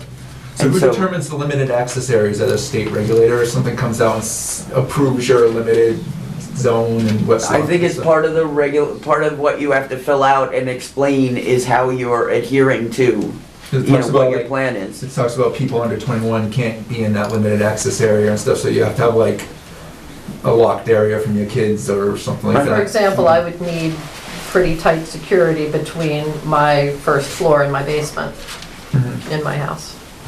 You know, which is a sign and security and video cameras and everything else that's in the state regs. Right. And the same for the back door. Yeah, it talked about in the basement. So I mean, I could kind of work it out in my head for inside, but outside it seems like it would be tough. I mean, so you're talking about you just have a fence around a greenhouse, you just lock a greenhouse or something. Like you said, maybe it doesn't really make sense because you only grow 3 months a year, but so you would have to locked greenhouse. You'd have to either fence in an area with video cameras and all the other necessities, or the greenhouse. You would have it locked up with security cameras and whatnot. I mean, it talks about having proper lighting so that you could see somebody's face, capture somebody's. You have to have good enough cameras that you can capture somebody's face if they come around and stuff. So and 24/7. If the power goes out, you're still responsible to have videos available. So now, when it talks about lighting, I think it did say something about lighting that's in compliant. Oh, it's typical lighting of that area. But I mean, this isn't going to be like a greenhouse with like spotlights. So a neighbor's like, oh my god, these spotlights are on this. Does it have to be lit up at all times, or? You know what I'm saying? It talks about being lit properly. I mean, I'm not an expert, but usually small plants are actually within a silver box, if you will. It's fabric, but it's reflective of the grow lights. The lighting itself is very expensive, and so every little bit plus. I mean, these are tropical plants, so they need. Sorry, I'm sorry. The lighting that I think it was in the security measures, so I think it was talking about lighting up the area. Right. I guess what I'm asking is, does the area, if you have an outdoor area, if you have an outdoor versus in your basement, do you have to have the area lit up 24/7 or no? That's what I'm asking. That's what I didn't understand from the I think you'd probably need security cameras that can take pictures and you know, sensor lights like you know we have on the house. The wildlife comes by and it goes on, kind of thing. I think because it did have a line that said that would typically be required in that area. So I think if it's a dark woodsy area, it's not saying, you know, blast it with light all the time, but it does say that. I think sensor lights are more what that you have to be able to catch a face if somebody did. That was the big thing. You have to be able to catch somebody's face if they come around. Right, and so you'd have to have the appropriate lighting to help the cameras make that happen. Yeah. definitely seemed like it would be easier to comply if you did it in your basement versus outside. And also that would be a lot less impact on neighbors too as well. Potentially, yeah. I was just wondering if, because right now we were saying that there was we weren't putting any acreage limit on it, which I think I'm fine with for an indoor grow, but if there's an outdoor grow, do we want to have can we set some type of acreage? We had talked about doing the 50-foot offset to the property Yeah, line. well, we definitely want That that. would really restrict, even a small lot, they may not even be able to, who knows if they could do it. Yeah, we definitely want that. I think keep the offsets and, whatever they can grow or, whatever they can fit within the tier 1 limits, I think. It's a good thing to grow in your leach field. Extra nutrients. No, but you can't put a permanent structure over a leach field, so. Seed it though. Are there any other comments? She left, so. No. Didn't have the conversation. Okay. If nothing else, then Can we just go through one more time the edits that we're Okay. going to make? So I think there are only two, it would be under the general requirement section. So the first one would be that marijuana cultivators with beer licenses in the residential district shall be occupied. Yeah, we're good. And then the second one would be all structures associated with marijuana cultivators with beer licenses in the residential district shall be set back from front, side, and rear property line. By 4 feet. Was it just for outdoors? We're basically, the original bylaw, doesn't allow for the outdoor. So that doesn't even come into play under this one. no, but if you put up a greenhouse, it would have to be, Right, Yeah. so that would be considered a structure. Okay, that's fine. And so we don't want to, if we put like 2 acres, like what a farm is, then like somebody in like a phosphate development could do it, we don't want to do that?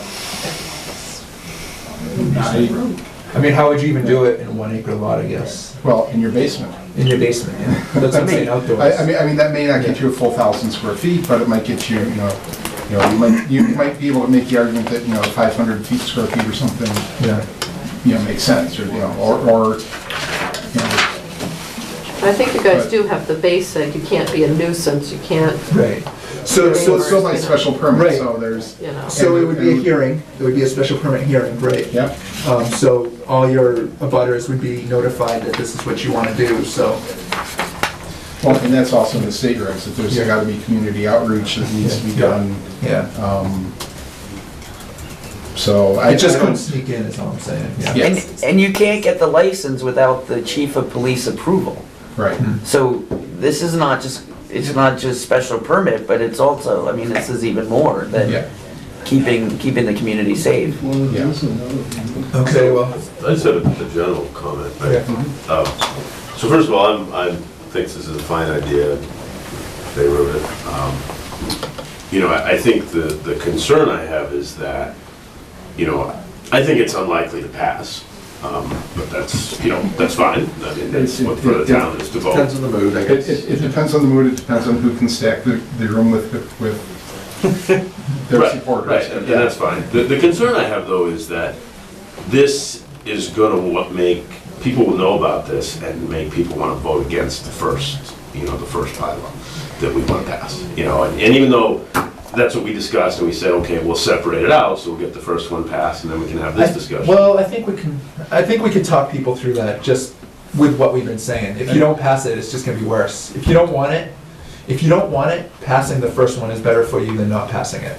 Yeah, and that's kind of the point I'm trying to make. Yeah, I think as we go towards town meeting, the board and We definitely have to verbalize we that. have to, be very clear that these are 2 separate things, and the first thing is important to the town for, specific reason, and this is something we want to, amend for another reason. So that's, just wanted to make that comment, that we should, kind of thrown this together quickly, so we should, and I know we can't really change it after this, but we should at least talk about how to, present that and sell Yeah. it to the town, so that Yeah. we get the message across, that's all.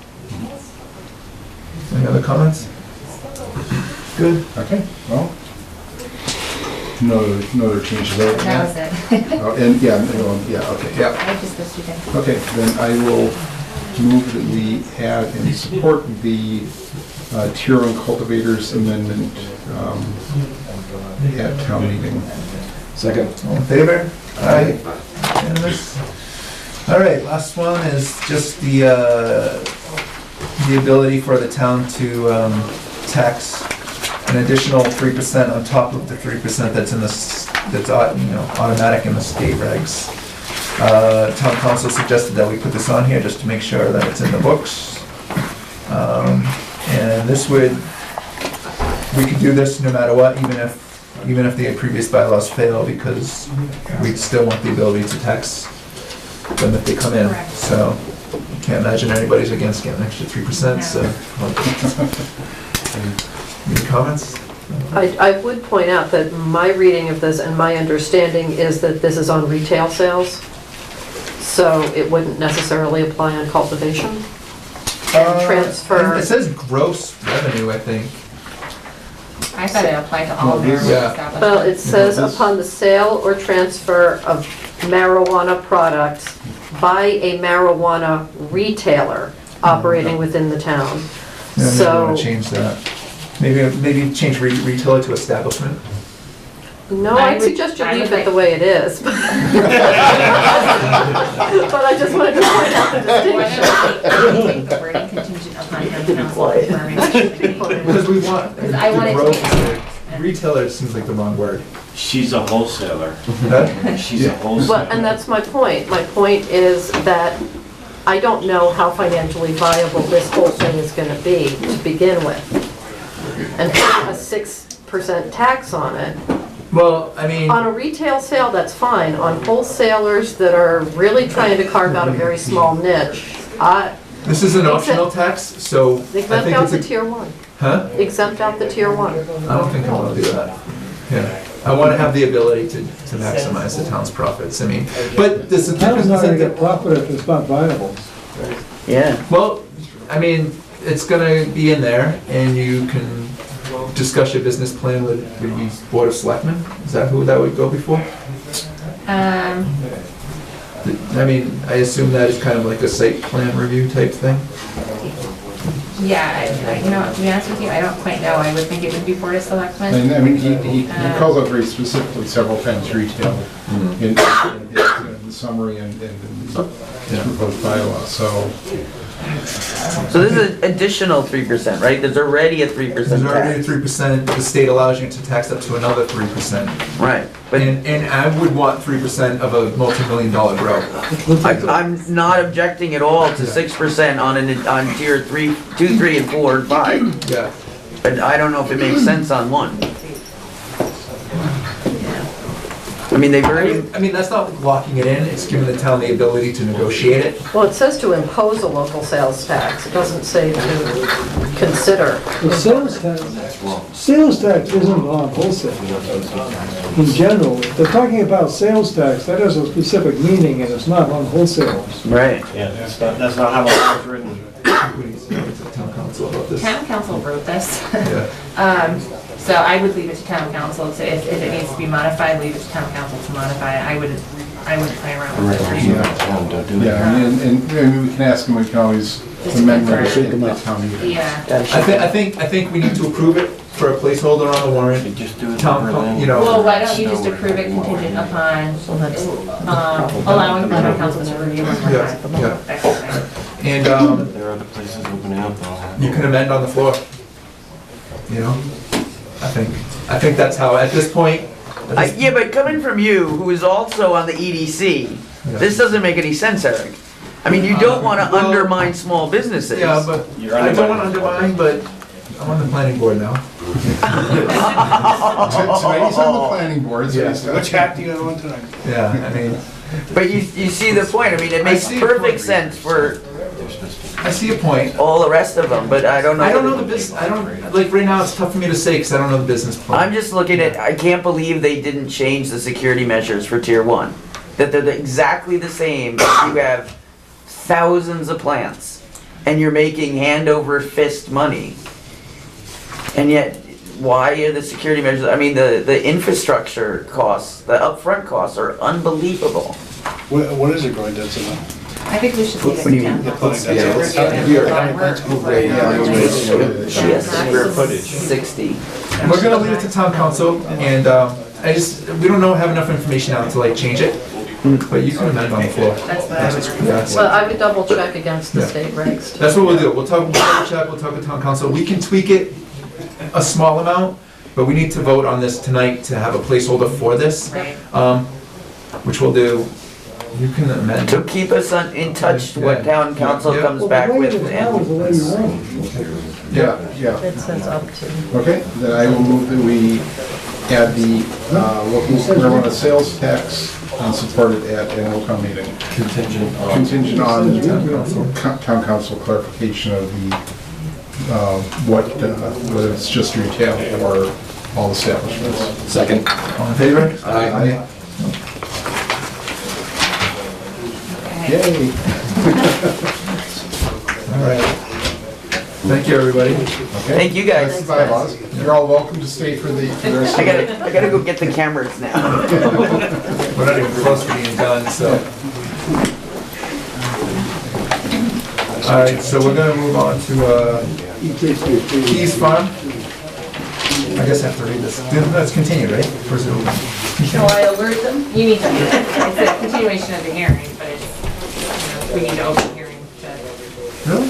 You know, it's continuation? still need to read it, yeah. In accordance with the Massachusetts General Laws, Chapter 41, Section 81T, and Chapter 48, Section 11, notice is hereby given that the Bolton Planning Board will hold a continuation of the public hearing on Wednesday, February 14th, 2015, 8 p.m. in the Board of Selectmen room at the Town Hall, 663 Main Street, Bolton, Mass. To hear and act upon the application of WD Bolton LLC for definitive subdivision plan and farmland open space planned recreational development plan for property identified in Bolton Assessment Map 3D as parcel 998 located on Hudson Road in the Bolton's residential zoning district. The proposed development entitled Keys Farm consists of an 18-lot subdivision. All right. We're right on time. Yeah. We won't drag our feet. You're here for the Yeah. marijuana We farm. voted earlier, we're now in central time. Okay. Bolton is now in Central Time. So you're only 10 minutes.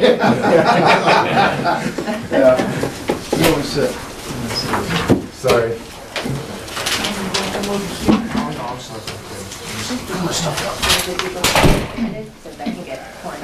Okay. That's great. You're telling me. You all called your wives and said you're gonna be late. Yeah, I can text you. Yeah. Happy Valentine's Day. They wait here too. All right, so where are we at? All right, so kind of our goal was to come in tonight with a final set of revised plans. Despite this being our second public hearing, we've had a few months to kind of work back and forth with Fred. We've gone through a few iterations and revised the plans accordingly. Based upon the last submittal that we had provided Fred with, we got some additional short list of comments just this past Sunday. And I know Greg will kind of talk a little bit more about that with the hopes that we can kind of take from that some of the final comments here to be at the next meeting with the final set of plans.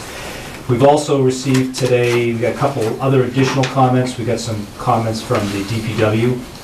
And at this point, we've had phone conversation with the fire chief, and I don't know if you've received comments yet, but we anticipate getting those possibly this week. He said a few days. So kind of the goal here would be to use tonight to take any remaining comments that we can incorporate into a revised set of plans for the next hearing. Probably the best thing here is just going to maybe hash out some of these remaining issues with Fred while he's here, and Greg, if you want to kind of go through those. So you wanna go through Fred's comments then? Yeah, I mean, I don't know how much we want to go. Fred and I I talked. don't know, we've been talking, we talked to you on the phone today. Yeah. There's a lot, when I say they're minor, they're doable comments. The biggest ones, the most questionable ones were under the stormwater management report, when you get to that heading. But I talked with DEP, I've talked to Danielle, Greg and I talked again, and we're coming to a consensus on that. So, yeah, we had to, Fred and I talked on the phone, and I think we have these pretty well hammered out. Most of the comments there, the first ones prior to the drainage comments on the last sheet are really just dotting i's across the Yes. T's. 2 pages of those 4 are the waivers, because they're in 2 different sections of the submittal, which I recommend that we go over them today and get Yeah, those we straightened can- out. Yeah, we can do that. But, so then there's a plan section in the stormwater management report section. For the most part, verbally, we're on the same page now. So Is the best way to say it, right? Yeah, I think it's just a matter of us providing the, some last minute things to Fred, and making a few of those last minute plan changes, so I don't see. So what are the big issues with the stormwater then? The stormwater handbook is not the best thing to go by, except that's what we have to go by. In talking with DEP, I didn't agree with some of the procedures they were using.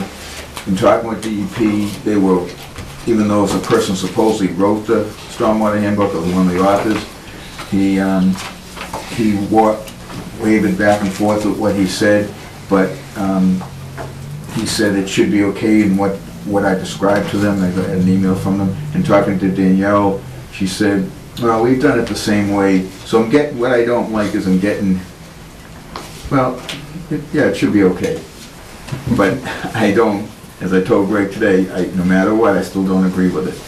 But it's, I can fall back on people who own the handbook.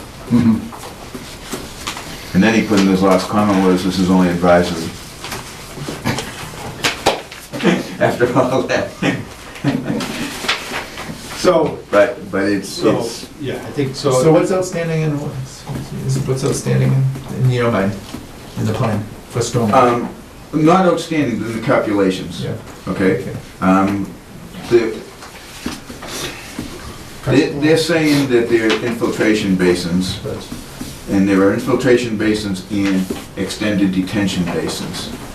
Infiltration basins, in my mind, are basins that are used when you have good soils and you have no runoff under pre-development conditions, because the soils are so good. So when you have your development conditions and you have the excess runoff, you have to infiltrate it all back in, you can't let it flow off.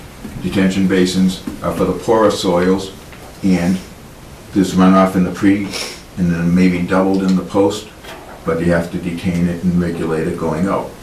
So the problem comes in that one of the infiltration basins have a very good TSS removal rate, and the extended detention basins don't. I say what they're proposing were detention basins. DEP says they can be considered infiltration basins. So I don't know how it can be, it's either one or the other, but that's what I'm getting from. Danielle says that's how they've done it at her company too, the way Greg is. Yes, I'm sorry.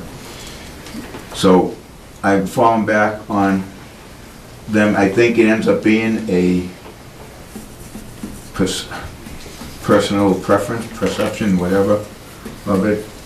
But if I can fall back on DEP and Danielle, working for theoretically the government, then as I told them today, I'm going to go with what they're proposing. That was written before I had a final conversation with Greg today. I haven't looked at the drainage calculations close enough to really weigh in on that. I'd have to really review it. The calculations work. Yeah. That's not the issue, it ends up being the clean of the water, TSS removal. The stormwater, if I can, the stormwater, just maybe to frame it a little bit, the stormwater management handbook has a whole bunch of BMPs, better management practices that you can use, all right? And each BMP has a bunch of different criteria that you have to meet in order for your design to qualify to meet that BMP. And if you design it in accordance with that, with those criteria, you get a certain amount of TSS credit for it, Okay, so one of the BMPs on the detention drainage basin side of things is called an infiltration basin. And what the regulation says, not explicitly enough, I think Fred and I both agree on that. Maybe we don't agree on much else on this issue. Is that you have to design your infiltration basin at a minimum to infiltrate the required recharge volume. And that's calculated based on a formula of how much impervious area you have on the site, what the underlying soils are, and that's what we do. So we have a basin, and we've put the outlet of the basin off the bottom so that there's a volume of water that has nowhere to go except for back into the ground. It's going to infiltrate. The question comes in, over that level, it's functioning more or less like a detention basin. And a detention basin being, not an infiltration basin. But the regulations state, in my opinion, pretty clearly that to qualify for an infiltration basin, the burden you have to meet is just to infiltrate the recharge volume, which is what we've done. And it's pretty consistent with what I've done uniformly. Yeah.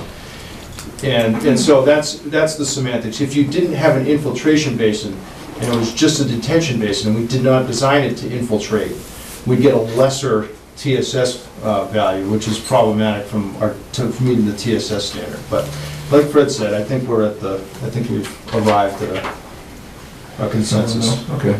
So in your, That was the biggest one, the biggest drainage thing. That, a lot of those have to do with that. Yeah, most of these have to do with that. There's a few, in our revised calculations, we have to update a table that we gave Fred on the summarizing our post-development flows. Fred was looking at it, and we just didn't translate from the calculation sheet over to our narrative. So there's just a few things like that. A couple of additions to the O&M plan, that kind of thing. So there's really not a lot there. Okay. And I anticipate resolving that in pretty quickly. So really, this last letter, I mean, we've done a lot of work with Fred. The past month, we whittled this down from a pretty big document down to a 2-page comment. There's 12 comments on it. Yeah, So sounds good. we're in pretty good shape. so Greg, out of curiosity then, with your hydropad modeling, Yeah. did you, as one of the outlets, provide for infiltration? Yeah. Okay. So the water, So typically, I just know in my experience, like if we were designing an infiltration basin, that would be one of our outlets. Where if we were only doing a detention basin, we wouldn't count it for that. But Right. That's typically how we would have. Yeah, we discard we have exfiltration as discarded flow, Okay. not routed to the primary outlet. So Okay. there's nowhere it can go other than back into the ground. And we do have for the larger storms, we overflow. And we're operating in class B at best. I mean, the parent material on the soils map says C. We've analyzed it as if it's a class C. We've done soil testing that shows it's better, but we've modeled it as if it was conservative. I mean, I think we've met the standard, in my opinion. Before we get into the waivers, do you want to just talk about a couple of these comments, the DPW's comments? Sure. I don't have, did you print those? I have them here, so the first one's I get it on my phone. require LED lights, which is, I'm sure, not an issue. No, it's fine. Fine. And then number 2 was the existing driveway from Hudson Road to the house on the parent lot, which, to the parent lot. So that's the current house that's there. Yeah, 17. He wants that to be abandoned and require access off the new roadway. But besides, the new roadway is quite. I didn't even have a comment, I assumed that's what it was gonna be. Yeah, that's what That's what you're gonna do. and obviously, so because there's not a road there now, Yeah. the existing house accesses off of Hudson Road. Right. So once the road's created, we're gonna access off the road. Oh, okay, good. Concern for overflow from someone, the bases and adjacent to the system. Paved drain sluice directed from the new road. You want to read this? This is your language. Yeah, I didn't understand, again, I'm gonna have to talk, I think my solution here is just to go meet with them and Okay. just to make sure I understand. But Yeah, it'll be easier. So, first of all, so he says in number 3, concern for overflow from stormwater management area at base of subdivision adjacent to Hudson Road is satisfied. So is he saying that he had a concern and it's satisfied, or? Well, if you read through, he says the same on the other 2 or 3. The other 2, I believe he said, Okay. right? Well, then he has a paved drain sluice directed from the new road directly to the stormwater basin is proposed. The sluice, and what he means is like an asphalt chute from the road. He wants us to look at putting a deep sump catch basin in there. We can look at that, we just don't have the elevation. I'm gonna have to look at it with him and just see what we can do on that. I think number 3, his initial sentence there, because I had talked to him today briefly Okay. about this, and his concerns, and he was gonna go out to the site to take Yeah. a look, was if there's overflow from that first basin, where is it gonna go? Is it gonna go in the road? Because he didn't seem to think there was any kind of like country, like swale or anything along the road that could sort of handle it and convey it down Okay. to that wetland system, so. It has the sounds like- pipes on the Hudson Road. And Yeah, I goes think to there. it's not as clear on the topo, but you ought to take a look. It's I think probably- I think it's that's what he did. significantly He went lower. and Yeah. looked, and he said, okay, that's. Oh, so that's, fine. so he did mean that was concern, okay. Yeah. Okay, I got it. And then he has a second thing here, the berm in the base of the stormwater management area ought to be called out as a sediment forebay. The sediment forebay ought to protect all discharge pipes entering the pond. So, I think that's just a labeling and pointing, I think that's the configuration I have. I don't know of a pipe that I think he's saying, the stone berm you have, separating the 4. yeah, he wants us to just, And I think he might have looked at it before Patrick put in more contours and I think that might be detailed it I think more that might He after was our looking at from, conversation. yeah, he was looking at. So I think so you didn't that, see the plans from last No, week? he did not. so you've detailed it more So and I made think it more. some of these things might be already Yeah, addressed. I think so. 4, site distance is good and no advanced warning signs are warranted, so I think that's fine. And then he says there are subdrains proposed in several locations along roadway cuts. A notation needs to be made that all subdrain piping shall be properly pitched to provide positive drainage and eliminate trapped water connect to the main drain at a drain manhole. So that's pretty easy to note to the head of. So I plan on just talking to him about these things to make sure we have it, but I don't see any, other than some of the things in number 3 there, I don't see any major issues. Did they get this email from Rebecca? They did not, that's just more a statement than anything, so Brandon, I had talked to you about this today. I think at the last meeting, I'm not sure, did we talk about trails in the open space, whether or not that's something that we wanted to pursue on this subdivision? And I just had mentioned it to Rebecca, and she was gonna. Well, I bring it mean, up it's at supposed to be conservation. active, it's supposed to be active space, right? Well, we do have some requirements in our subdivision rules and regs about open space, trail creation, trailhead creation, and then parking for it, so. But again, it really comes down to, is this an open space that's really gonna be used by people? Is it maybe gonna provide a connection to other open spaces? I don't quite know, and I think we should just have that discussion. Well, so she was saying that, get a connecting trail to Danforth, is what she was saying, right? Possibly, yeah. Let's see here. How does that conservation, how does that open space connect up to the open space in this development?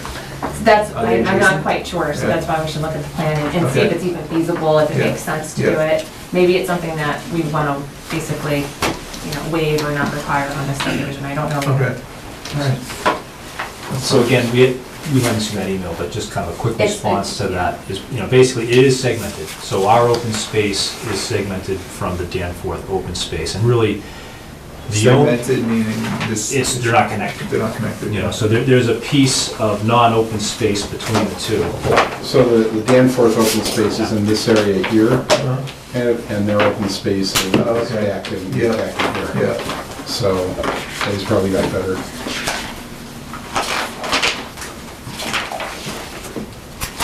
So it's not abundantly clear in the subdivision set, because, really, when you look at this set of plans, and it creates the road, does the drainage, and, This is the, yeah, so this is the open space here.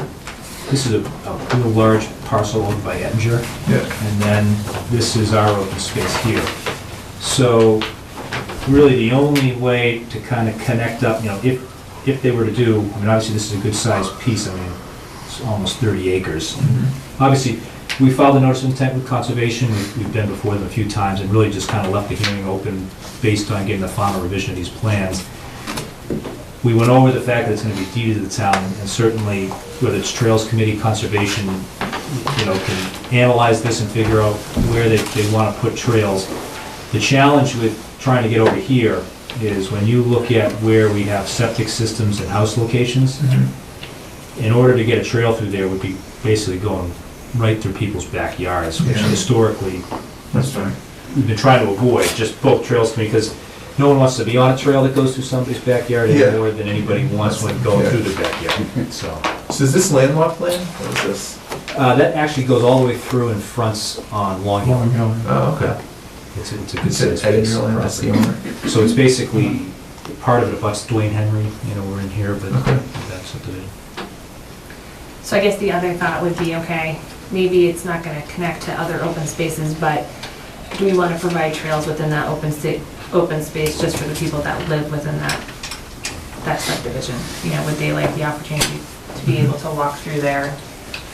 Are there any natural trails there already? Either trails being used or something that makes sense to be a trail? Yeah, there's this one trail that goes straight across here.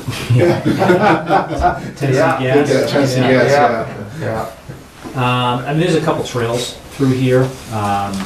There's actually a narrow access way that comes through. These are two larger parcels that we brought together. So there was a way that kind of comes through here. And right now, it kind of goes through these lots, but eventually it comes down and it goes right next to this wetland system out here. Unfortunately, I mean, this is that Dwayne Henry piece. These are all the butters here, so there really isn't too far to go, so to say. It doesn't connect to any other land. Okay.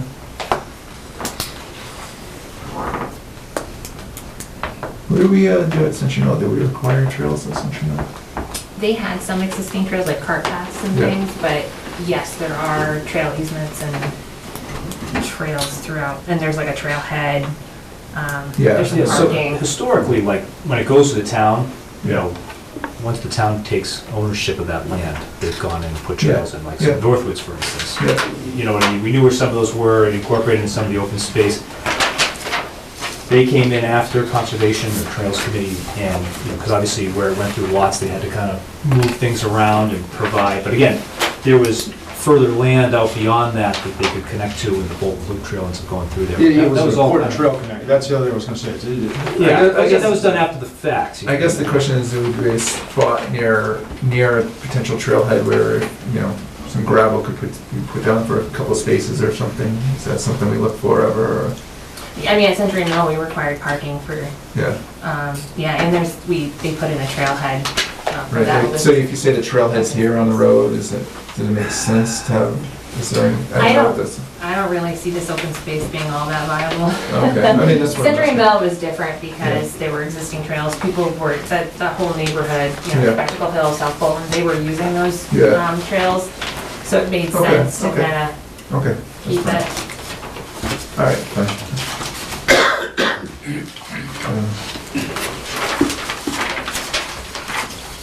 So the waivers, let's we pulled out a bunch of them. I don't have it prepared, I'm just gonna read the waivers that we're requesting now. Yeah, so we have your request and then we have Fred's response, it looks like. Yeah, so there should be 11 waivers now. And I think we talked about most of these last time, we'll just roll through them again. Are you just gonna go through the 11 that's in this document? Yeah, okay. So I'll just one is, a table shall list the structure, inverts, room elevations, station number, sizes, slopes of pipes. This is just, we have all this information on the plan in a different format from a table. It's redundant to do a table and dangerous because, it's just, so I think we're all in agreement there. The next one is that borings are required, or shall be conducted every 200 feet in alternate lanes on the proposed road.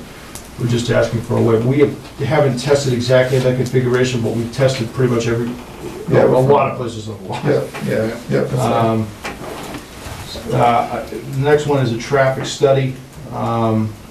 Shall be required in all applications where the proposed subdivision will be likely to produce an additional of 170 average daily trips per weekday. You know, we're technically over that, but not by much. I think if you use 12 vehicle trips a day times 17 lots in the subdivision, you know, you're at just over, what's that? 200 and something, so we're not really that much over there, so we just respectfully request a waiver on having to do a traffic study. I mean, that's a big road, why, so why, you don't think it warrants a traffic study there? No, I mean, the biggest thing that I see is that, you know, we have this, as the DPW director said, and we've presented on the plans, so we have the required site distances. I mean, I'm not a traffic engineer, but the real reason to do a traffic study would be if we really thought that the development was going to impact the traffic patterns on the road. And it's just, I think you're gonna find that the carrying capacity of Route 85 is well in excess of what you'll add to that from a you know, you're gonna add a couple hundred vehicle trips a day spread out throughout the day, and it's just, it's a pretty minor addition. I mean, there's not a lot of, you don't have a lot of backups on that road. The traffic's going to be the impact of that when you get to 117, that's where it backs up. Yeah. But even, So I mean, even if we did a traffic study, what would we, I mean, I don't think we're gonna say they need to add in a turn lane or That's anything my like that, point, so. Yeah. I mean, I I'm think not the sure, What we get out of it. I'm not sure there's a reason to here. So maybe kind of a tangent off this is the impact to the road, and I know that's part of like the subdivision rules and regs. We added that, right? Didn't we, or we talked about it? You know, offloading, loading equipment. Do we get like a pre-assessment of the road and, you know, impacts to the road? In terms of bonding, is that what you're talking about? Yeah, maybe, I mean, because we talked We do about. have a requirement that they post a certain amount of bond, so that way if they damage the road during construction, it can be repaired. Yeah. That's new or? That's relatively new, yeah. We just did that when we opened it up, right? Yeah. Yeah. So that's not like what we, you know, that's no waiver. No, and then there's another section of the bylaw that's new that talks about, you know, if it's intersecting a public way that is in disrepair that needs some improvement, Yeah. maybe the board could negotiate some type of upgrade. Yeah, that's kind of what I was thinking, just But because. I don't think that's the case here Yeah. either. Just because I know that's one of the major complaints about Century Mill. That, yeah, that's why it came up. So this one too, with the construction, there's a staging, I mean, you got the existing house and driveway there, so. So it's that'd not be a like it's staging area? Well, I mean, it's an easy way you can get equipment, I mean, that's where we stage to do soil testing. That's I what mean, we're doing you know what I mean? now, yeah. So you can kind of get in there and you don't have to. So you're not unloading on the road? You don't have to necessarily drop on the road there, yeah. So you have a place to. Martha Remington, 447 Main. With regard to Route 85, there's a sightline issue as you go past Century Mill, and there's a curve, and then it goes up, and you can't really, you're not really going to be able to see. I believe you're going to have a road that has two roads, two accesses to 85. Right? It's not just is it a single loop? Just one, yeah. Oh, it's a single loop. Yeah. But isn't there going to be a house driveway on an existing Oh, cart path? that's one thing that we were saying, that, that existing driveway is gonna go away and it's gonna be from. Okay, so anyway, what I'm thinking is, you would not believe the tractor-trailer traffic on Route 85. Because in Hudson, they're not gonna go out through 62 to get to 495. There is so much truck traffic there that I'm thinking cars that are going to wanna stop and turn into the new development, make a left turn, and there's that sightline issue with the curve and the hill. This is well past that, I think. Yeah. Well, but we're looking sight, when you look, you know, you're looking up to 1,000 feet ahead for your Yeah. traffic. I I just mean, think that should be taken into consideration. So the sightlines weren't a concern for the DPW director. We're 680 feet. Well, I've that lived way. here a lot longer than the DPW director. with all due respect, he's a great new guy, but just a comment I'm bringing up. And then you've got Danforth Road also coming out there, which is going to be fairly near the new access, correct? Is the new road going to be north or south of the existing house? North. Okay, so that's going to make it even tighter to see what's coming. South of the house. Okay, thank you. Closer to Hudson. South of the existing driveway. Closer to Hudson. Okay. So I'm just saying, and those trucks barrel along there. Fred, did you have any sightline reviews? Yeah, I reviewed it from before, and the preliminary, nope, they meet the site, the distances required based on the speeds, and they showed that, initially didn't show it on the plan, they showed it on the plan, but I pace it, I mean, I can only do so much visually, but I pace, I sit there and look and see where I see traffic and pace to those, and they had to back check their calculations. Well, that speed is 40, right from the Hudson line, Yes. Mhm. right up to, And I believe that's 525 feet, I think you need, I might be wrong, 4 something. I can't. 30 is only 200 feet, Yeah. 200 feet, 225. But you have 680 Yeah, feet. it exceeds what's required. Yeah. The 680 going I think north, that's good. looking north, and the 720 looking towards Danforth. So. All right. And if the trucks are exceeding the speed limit, this is a perfect place for the police Cops to to sit. sit and catch them. well, yeah, the Catch a couple point of them is, that all in the stop, so- future, you know, as people get moved into these places, it's going to be a lot busier there, supposedly, than it is right now with just Danforth. Yeah. So I'm Okay. just, it's the truck traffic. You know, when they put in those lights to Route 62, Hudson only did a traffic study from Lincoln Road down, pardon me, Cox Street down. They never took into consideration that Okay. all of these trucks are coming up to Bolton to turn onto 117. All right, we'll go to number 4. Number 4 is regulation of block distance between streets. You wanted a block distance of between 600 and 1,200 feet, which would be relevant to the distance between the center line of the proposed road to Danforth. We're slightly less than the 600 feet. It's difficult to meet that when you're trying to take into account topography of wetlands. Yeah. So, it's, I think that's good. again, all these ones I think we went over. I think the only things that we did was to take out some waivers. Okay. Again, the next one, number 5, is you have a regulation in there that requires that the horizontal curves Yep. have to meet the. Yeah, in- Fred's found that one, okay, go.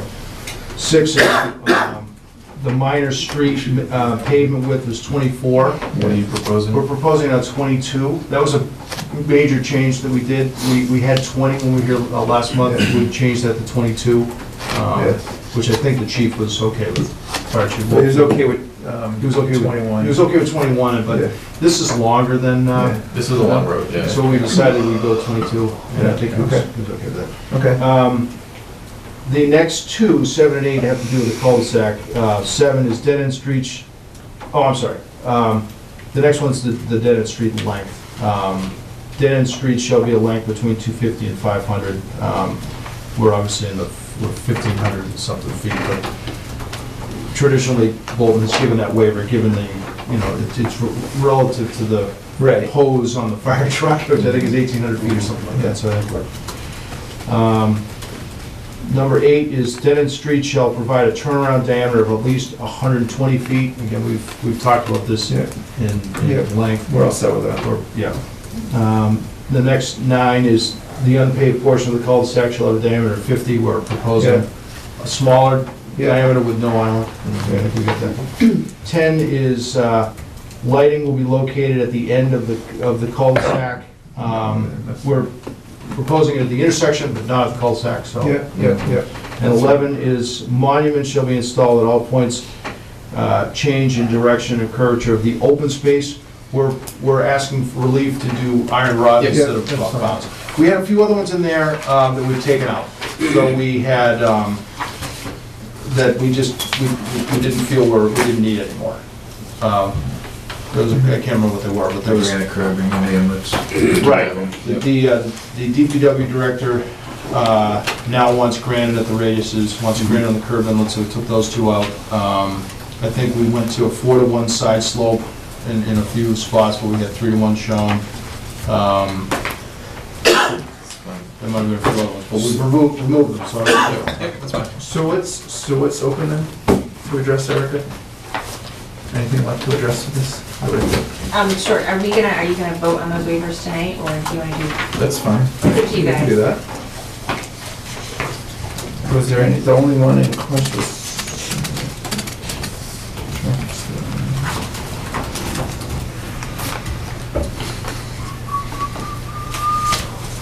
I think, I don't think really, the one questionable one is 3, but I think we're okay with, I'm okay with waiving. What do you think? Yeah. Are you okay with 3? Yep. Yeah, I'm okay with, you wanna vote for the waivers? Yeah, you want to go down one at a time? I would, since For a you're motion in to all agreement, of them. yeah. Just vote. It's almost 10 o'clock. Oh, come on. Vote this, what do they call it, a town meeting when you vote the? Yeah. Whatever. Okay, well, given that sentiment, I will move that we approve waivers 1 through 11 on the Keys definitive subdivision plan dated 2/5/18. Second. All in favor? Aye. What else? What's open? Anything? The only other items that I had sort of listed, we haven't talked about performance guarantee, what they're gonna do for bonding, and then if we're gonna require a sidewalk along the frontage for a fee and lieu. A fee and lieu seems to make sense to me. Yeah. so. So you're gonna have a sidewalk from the road all the way to the circle? Along the proposed road. Yeah. So definitely, yeah, I mean, maybe Mary could weigh in on this, but I don't see a need for an isolated walkway there. The money could probably be better used elsewhere. Right. Martha? Mr. Chairman, where will the school bus pick up children residing in I this? usually have that question too. Yeah, where will that I happen? think that came up last time. Yeah. So after construction, I mean, Well, I guess both during and after. so I mean, it really comes down to, Because the school bus Unlike- typically won't drive in the middle of the right, process. historically they haven't, and then I Yeah. think at Century Mill, they have been. Yeah. With that one, they into the temporary Yeah. cul-de-sac. So given the length of this, you know, if that's work and they allow it to drive in, it's probably easiest to have them go into the cul-de-sac and turn around there. I mean, will houses be built before the entire road is complete though? Well, similar to Century Mill, I guess, where the road isn't technically complete, there's no finish. I mean, binder and everything be done.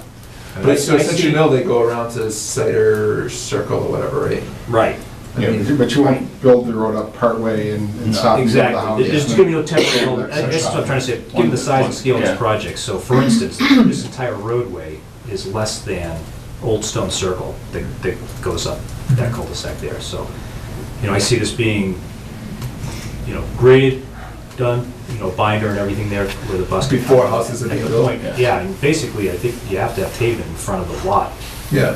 prior to. I just didn't know if you were gonna build in phases. No, we're not planning on houses. Okay. Not for the road at least, the houses you might. The houses Yeah. will probably go based on the economy, and the road will be in all out in the beginning. Yeah, so if the bus can go, I mean, if the bus will agree to go in and turn around, you know, Right. then So that's it- fine. In order to sell a house, I guess what we're trying to say is the road is gonna be substantial enough to the point where a bus could access it. So, Mr. Chairman, just one more point. The Cub Scout, or pardon me, the Eagle Scout who did that Danforth Road Conservation Trail up to Long Hill, I think that this open space should tie in with that conservation area. I Well, don't know so if we Trails talked about it Committee... earlier, it's, that it's not connected. Right, well, I didn't know I could ask a question at that point. Okay. But that is a bona fide conservation trail from the trust, right? It's in the trail book? I believe On it is. Danforth? Yes, Yeah, sure. and I think that every effort should be made to get easements so that that can be accessed from the new Moderator Way up to that area. Just, I mean, it would be going And through. since he's done that, then the new Dwayne Henry backland lots thing has gone in. I don't know if that connects, but the whole idea is planning. We're planning ahead here. So these things should be connected. I don't think we should have waivers, and I think that open space should connect Well, none of with these conservation waivers, I don't trust. think any of these waivers have to do with trails. No, they don't, Yeah. but I didn't mention that. I mean, I don't know why planning board is giving developers a lot of waivers on things. I mean, these waivers are pretty standard waivers, like Yeah, slope well, of road and. I still think there should be an island in that loop at the end of that road. It's just gonna make it a lot nicer. Yeah, we've already had this discussion, yeah. We had this discussion. Yeah. Ms. Chumo has a question. Oh, sorry, I didn't see. So if we're talking, frontage sidewalk, I don't see the need for it there, Yeah. but you do have to provide mitigation for that so that we Yeah, can fee use and the lieu. money elsewhere. What's the standard, what do we do for fee and lieu, how do we work that? Typically, whatever the cost of construction to do that sidewalk would be, they would just pay that instead. How many linear feet is it? I don't know, like, it'd be whatever, you know, they could do along that frontage. Are you guys agreeable to a fee and lieu for the front walkway? I think I mean, correct me, Ryan, I don't see us, I mean, I don't know if we're trying to close this tonight, or if that's something we can Yeah, talk to we're not them closing on. this tonight. No. Yeah. Yeah, so, just something to think about, I guess. Maybe a sidewalk from Danforth over to Moderator Way? And Danforth has a small sidewalk near the conservation trail and that's it. Right, but I'm talking about along Hudson Road. How are the kids that are on Danforth gonna get to the kids over in, So is there a walkway in front of Danforth? No, No. there's a short one Yeah. right by the conservation trail, the little parking area on Danforth. I mean, you guys are the authority, your opinion is that we get the fee and lieu of? I'm sorry? I said, you are the chairman of the committee that is looking at this deeply. You agree that it should probably be a fee in lieu of, and we can use the money elsewhere? Yeah, I mean, I see your point, but that Danforth should be does not taken. have sidewalks. right, but kids are gonna go from Danforth up to this new road, unless they all go through the woods, I go which through the woods. they They'll go could through the do. woods, I'm sure. Smart. I just wondered if Maybe you were that gonna is something that you should consider, is some way to measure that connect space for the two future. developments. So we're gonna continue, but what are we continuing for? What's left to talk about? What are we continuing Well, for? Greg Hamway still has outstanding comments. Okay. I'm gonna draft the decisions, so For the board next will time, need yeah. to review those. Yeah, So it just makes sense to continue, and then we Okay. can finish up everything at the all right. next meeting. It doesn't sound like there's any major. If we could, I mean, I don't know when we're gonna draft decision, but if we could have a chance to look at that before the Yeah, next hearing. So definitely. basically, at this next hearing, we can. So will that be the 28th? We'll be good for the 28th? Yeah, I'll try and get I'm the good with decisions by end of the next week. Danielle will be here on the 28th? Yes, so we'll only have 4 members present, because Mark, you're not available, correct? But Danielle will But have to watch Danielle this. should be. She'll watch I this and Yeah, I sign the already sent her waiver. an email, so Okay. hopefully she'll be able to watch this. The other thing she ran it. So everybody will be ready for the 28th then? We'll be exceeding that 90-day deadline for the subdivision. Do you mind signing a time extension for the? As long as we're ready on the 28th. I'm only extended to the 28th, so. All right.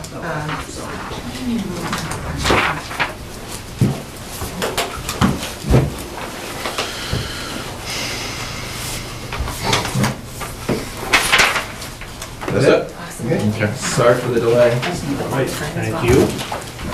And then we need a motion to continue. And we're going to continue the hearing for your Keysway to February 28th at... We're first.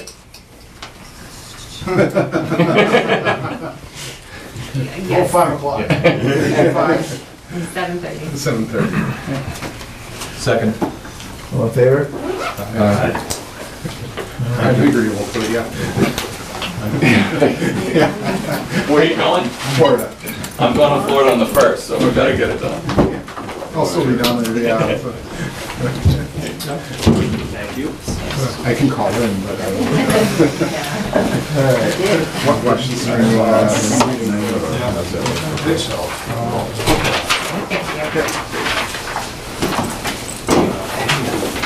What's that? Is Tadmore subdivision on tonight? Time more, oh, just for the endorsement of the plans, and I have your email that said that. Yeah, you so were- everything's done. Yeah. for our Did you even stay for that, or? No, I just need the plans though. I have it. Okay. Do you wanna move Chris up? Chris now? The next one is just a motion. If you want to just take a quick motion for Ron Hill Road, they're continuing Vaughn. it. Oh, I was already past that. Oh, Yeah. Okay, Great. The only thing we have is, we didn't show the iron rods in the open space. Well, we added that continue to it the- to. Oh, okay. So that it would be Perfect. further discussion. 28. Thank you. We're doing it the 28th? Well, that's what they're Yes, requesting, yeah. that's what they've requested. So it would be, how much time do you think that we need for Keith? Happen, I would agree, yeah. So let's say 8 o'clock. That we continue the hearing for 105 Vaughn Hill Road to February 20th at 8 o'clock. Second. All in favor? Aye. Let's jump to Chris. Okay, so be for both of those. Yeah. On the 28th. Okay. Thanks, bro. Good night. They're gonna be here anyway. Okay, Let's yeah. let's take care of Chris. Okay. He's only been waiting for an hour. One more. That's good for me. What else are we gonna do? Hang around the house and watch the Olympics, I guess. All right, what we've got is, I've got a piece of property over here on South Golden Road. If you have a, let me turn this around then.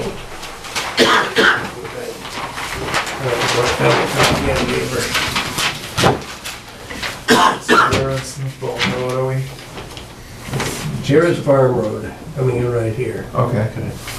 Okay, now, I was proposing to do this with just A&R frontage lots. And the question was, this right here meets your requirements, 200 feet, your back set. Then we go to a building envelope way out here. So this is not a backland lot because you have the 200 feet, right? Right. Yeah. But I don't meet your gerrymander Yeah. requirement. Yeah. So therefore, I have to come out, give you a bunch of land out here in the swamp, so I'm after 4.5 acres. And therefore, I do not qualify for the gerrymander. This one, the frontage lot, meets your requirements of area versus perimeter. This one, nice little frontage lot, but I have to have a little trail out here and give you a bunch more acreage to get over 4.5 acres. That's because we don't meet the form. That's right. Yeah. Here we have some frontage, comes out here to a lot right here. Same thing, come out here.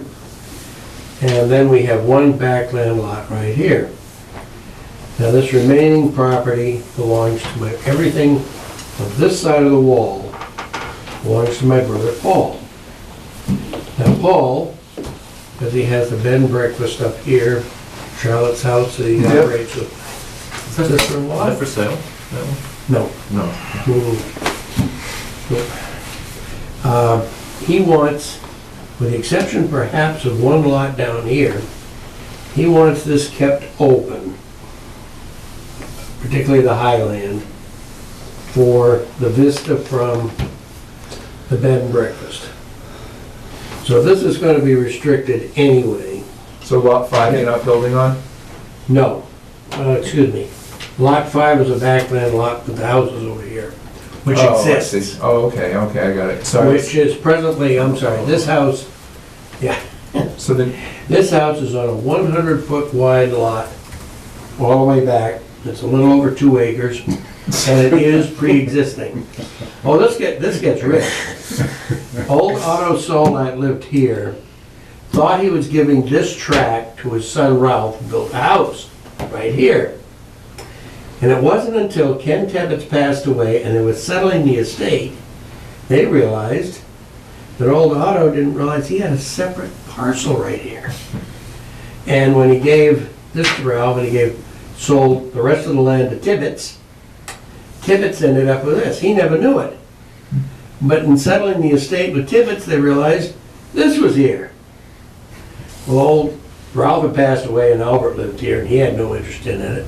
So we bought this from the Tibbetts estate, like being a pre-existing non-conforming lot for umpty years. I built a house for my daughter with a sewage system right there. As I said, it's a great neighborhood. So anyway, lot 6, we had no intention of building. Now the question comes up, I think this is legit. However, Erica brought up that depending on how you look at this, you have 6 parcels, all of which will be altered in some way. So according to the lingo that you work with, we're creating 6 lots. But in fact, we still have a remaining piece of blank land that will be left over, 2 existing houses which are getting, all I'm adding is 3 potential lots to the housing stock of Bolton. If you wanted to do it in a FOSPUD, I've pushed around the arithmetic, and I changed the lots all around, but everything would be the same, and we'd still set this aside. And I think the only problem I've got is trying to get the wetland versus the highland. I mean, I've got plenty of land for the 1/3 set aside, but only a quarter of that is supposed to be wetland. So you wouldn't be changing where the houses went anyway based on No. wetlands? Nope, same thing. You couldn't condense them somehow, or Nope. it wouldn't make sense to anyway? Well, I'm using, this to me is sort of Bolton, little houses on the highland, Yeah. in between the Bolton, spread out, you know, Uh-huh. 400 or 500 feet between it. The FOSPUD at Century Mill Estates. This would be a common drive? Yes, we would have a common drive. This would be abandoned. Yeah. Come in here, go to this house. Then I'm undecided as to whether I come up here or I might come this way, as this is already built. And I just haven't decided. Finish that house. Yeah, we're gonna, if this is the common driveway, we're gonna come up here to get to this house, or abandon this and put it here, and I just, that's aesthetics. I mean, Where's the existing driveway? This is the the driveway? existing driveway at the moment comes right along the wall, Okay. right up here. And they, And what's this driveway?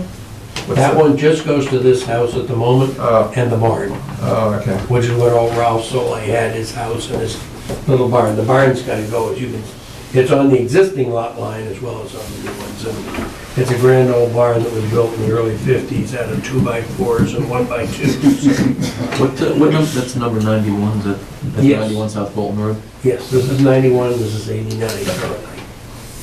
So there'd be 5 houses in total 5 houses in total. on 6 Great. lots Well, the 6th lot is a blank lot at the moment. at the moment, but you Yeah. could build on it. You could perhaps build, although it's gonna be sort of crowded between wetlands here and wetlands here. It might be able to, and you got some outer riparian here, and I can't remember. How do I- I? You can modify a certain percentage of that with, Yeah. you know, but yeah, I mean, So anyway, what I'm trying to do is find the simplest way to, we're all interested in seeing this land left open. Now, the silly swamp out here, I've got it divided up to make the 4.5 acres. If you wanted to waive the, which your bylaws allow you to, the gerrymander law, I wouldn't have to have these next, I'd change this a little bit.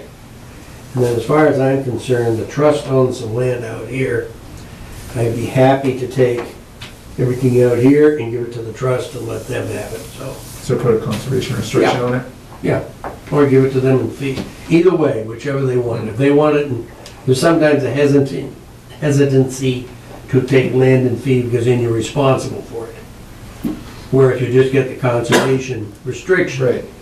it's protected, but you don't have to go chase the beavers. The original owner has to go chase the beavers. Yeah. Yeah, so you wouldn't be handing it over? But Yeah, we could hand this over with no problem to I'm saying you wouldn't be handing it over, you just No. put a conservation conservation, restriction. unless if they demanded it, they said, you know, we own this, we really wanna own this, okay? Can we ask Rebecca about that? But Well, it's actually the Conservation Trust that owns Yeah. it, so they would have to weigh in, not conservation. But either way, that can be, the Conservation Trust owns Up there. up there. that part of the Coolidge property that was left over when Commons was gonna develop it. And then the town took over the position of the buyer, stepped into the buyer's Well, they shoes. own it, but doesn't the Conservation Commission approve to accept the land or not? No, because it's not their property. It would be the trust's property, so. So you're they'd handing be- over directly to the trust, not to the town? Yeah. I got it. But they have the same concerns. Yeah, that we right. want to own it or not. Yeah. But anyway, either, we can do this a number of different ways. I'm fine with waiving it if you're gonna put a conservation restriction on that. I mean, Yep, and we'll put the restriction on this, that this will be open forever, which is about what you're gonna. So you end would up with. so you would preclude yourself from building on this? Only this one little So you're 200 gonna, feet of frontage. you're gonna cut that out? So you're gonna make like a 7th lot? Well, I guess probably what I do is just put the restriction, leaving this unrestricted. I'd leave it one piece, Yeah. but we'd have the easement for restrictions, coming out here, however, just so that you had 200 feet of frontage in Yeah. this little. I mean, nothing's gonna change with the houses, so I mean, I have no problem either way, you know, My unless concern, there's, you know, concern. yeah, I do, and I talked to Chris on the phone about this. So if you look at our phosphorus bylaw, Yeah, if you're creating 6 lots or more, yeah. or, and you have 10 acres, then technically you should be filing a phosphorus. It's a, Isn't that an option? no, I thought it typically, was the first option, but the You have to give both planning board, plans. the planning board can step back from that. oh, if and they do a think it- traditional subdivision. If it is in best Right, no, interest. I agree with that. So yes, you can come forward with 2 plans, a traditional and a phosphorus. The planning We board can choose which choose one we which want. option you prefer. This is a traditional. My point was, that would be the permitting process you would need to go through though. It wouldn't just be an A&R plan, which is. Why not? Because it's 6. Because of 6 lots and 10 acres or more. But the planning board can step back from the requirement. We have a major residential development bylaw. So even if you have 15 acres or more, it's a definitive subdivision for 6 lots. Is a blank piece of land a 6 lot? Well, I was gonna say, can you take lot 6 and Make it a just parcel. kind of merge it into, yeah, well, or make it a parcel which is Yeah, not Or a buildable. not buildable. But the thing is, if they wanna maintain, if they didn't wanna save this, potentially, they could just absorb that into 5 and it wouldn't be an issue, but because they wanna save this, you always end up with 6, right? Yeah, although, I mean, you're allowed some changes in the outer area, but I'm not sure that you could fit a house and septic in that. I'm not sure if you can either. You might want to check that. I mean, it may be Yeah. that nothing would end up going in there anyway, in which case collapsing lot 6 Into 5. and, either absorbing it into, moving some of these lines to absorb that area, All right. or make it into a parcel, Yeah, which means so, you just agree that it'll never be developed, Exactly. basically, yeah. So under the major residential development bylaw, basically it says, a major residential development shall mean any division of land which in any 5-year period, A, comprises of 15 acres or greater of new residential lots, and B, results in the creation of 6 or more residential lots. All right. So I think that kind of points you in the direction for permitting. So then he'd have to come forward with 2 plans. We would probably choose the traditional based on this, I would think. You say it's gotta have 15 acres. Do you have 15 acres? I know I got 7 right here. I know you have at least 10, because I was looking at that for the phosphorus. I got 7 here, and I'm gonna use, this is the only part that, I'm just trying to, looking at what I'm developing, what I'm not.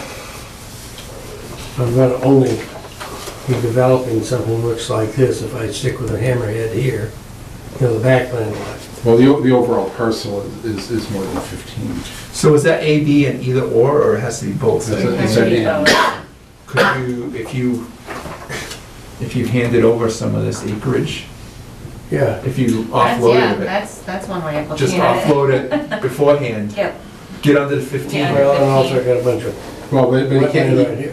but he can't do that until, But, until you agree that, until we agree. the, We can catch 22 of them. yeah. I'm sorry, I didn't do it anymore. How would I know this was gonna end up this way tonight? We pointed it out ahead of time, so you didn't walk yourself into a corner, so. Oh, only if you had that land. Yeah, if I hadn't deeded that thing, you could have, yeah. Is there any, can we, like, work it out that if he gives them, you know, we As make Nancy some Reed wording? used to say. About the, providing the waiver? Yeah, Oh, I don't think that's an issue. I mean, you I mean, I guys don't wanna provided catch- waivers. but I'm saying, you know, if, you know, to say if he handed that land over, so he gets under 15, we don't have to worry about phosphid. And then you can just go through an Yeah. A&R process. Just word it so we don't get caught in some legal battle or something, you know? Yeah, oh, we can do That's that. fine. Yeah. Because for one, we only need, 2 acres here. So this whole blob can be cut out over to the trust. And Because if we can get under the 15, if he agrees to hand that off, which I think I'm Yep. fine with, I Yep. assume that you guys are, then you can do what you're gonna do, you can get this guy. All right, we'll just get it under 15. So I guess that I just want to You just have to get double check. Conservation Trust to agree to take it, right? Yep. Because he's still creating 6 lots, excuse me, I just want to make sure that he's not required to go through phosphid. But that would just mean we would need 2 plans and we would pick, you just have to show 2 plans and we would pick their traditional. Cause, yeah, Yeah, you can see. You have the choice of asking for a phosphorus yeah. if it's over 6 lots. Yeah. Yeah, But you don't think have you would- to. I don't think you'd be required to do that. I think it could just be. All right, so that's, So then his steps would be to get what? Donate the land. To Get get- under well, that at least 15. get an agreement with, Yeah, we can set this all up. They're willing to take this, you're willing to sign, go along with The this. waiver, yeah. If they do this, we get it all set up, Get it all. get a room full of lawyers and shovel a lot of paper. Yeah, yeah. End up saying, set a new date. I think it was Nancy Reed who always quoted a great line from, what was that movie, Blazing Saddles? The only thing between me and that land is its rightful owner.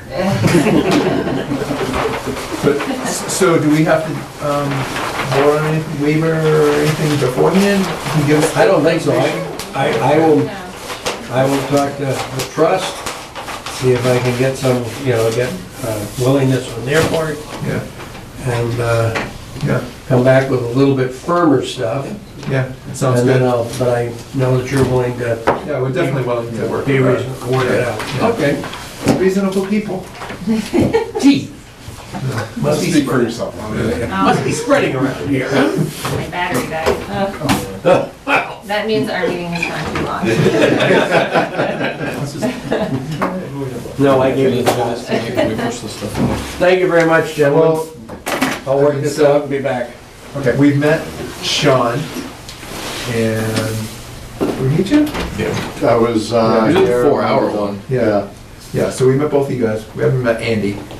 So if you want to introduce yourself and whatnot. Oh, you did, were you here before? I forget. This is the first meeting I've been to. Okay, It okay. just seems like 3 meetings, because Yeah. I was here. Well, I know I talked to you outside, so I just Yeah, exactly, yeah, yeah. I'm getting it confused. Yeah, so I'm Andy Roberts, I live on Anymore Road. Yeah, so I'm looking to get involved in the town in some capacity, and I've, talked to Eric and, Dave Yazaway over the past couple of years, just about the work they've been doing with the planning board. And so when the spot opened up, I said, this might be an opportunity for me, so. Yeah, and after this meeting, you're still interested? Are you still interested? Yeah, I'm still interested, yeah. So we have, one associate spot. I guess ultimately, it seems like nobody's going away. You guys keep showing up, so we're gonna have to, I was kinda just hoping that 2 would drop off and we don't have to make a decision. Make it easy. Yeah. Like some kind of cage match or something, but it's not working, so. And we'll have to decide eventually. I don't know. I don't know how we wanna do that. I mean, when we like set an agenda item where we discuss in public who we want and why, or Erica? I'm sorry, say that again. Yeah. I'm just I'm trying saying to the catch up process, on the stuff process over. of, the process of deciding, picking somebody. Like I said, nobody's going away, Okay, which we kinda thought maybe somebody would go away, but nobody is, so.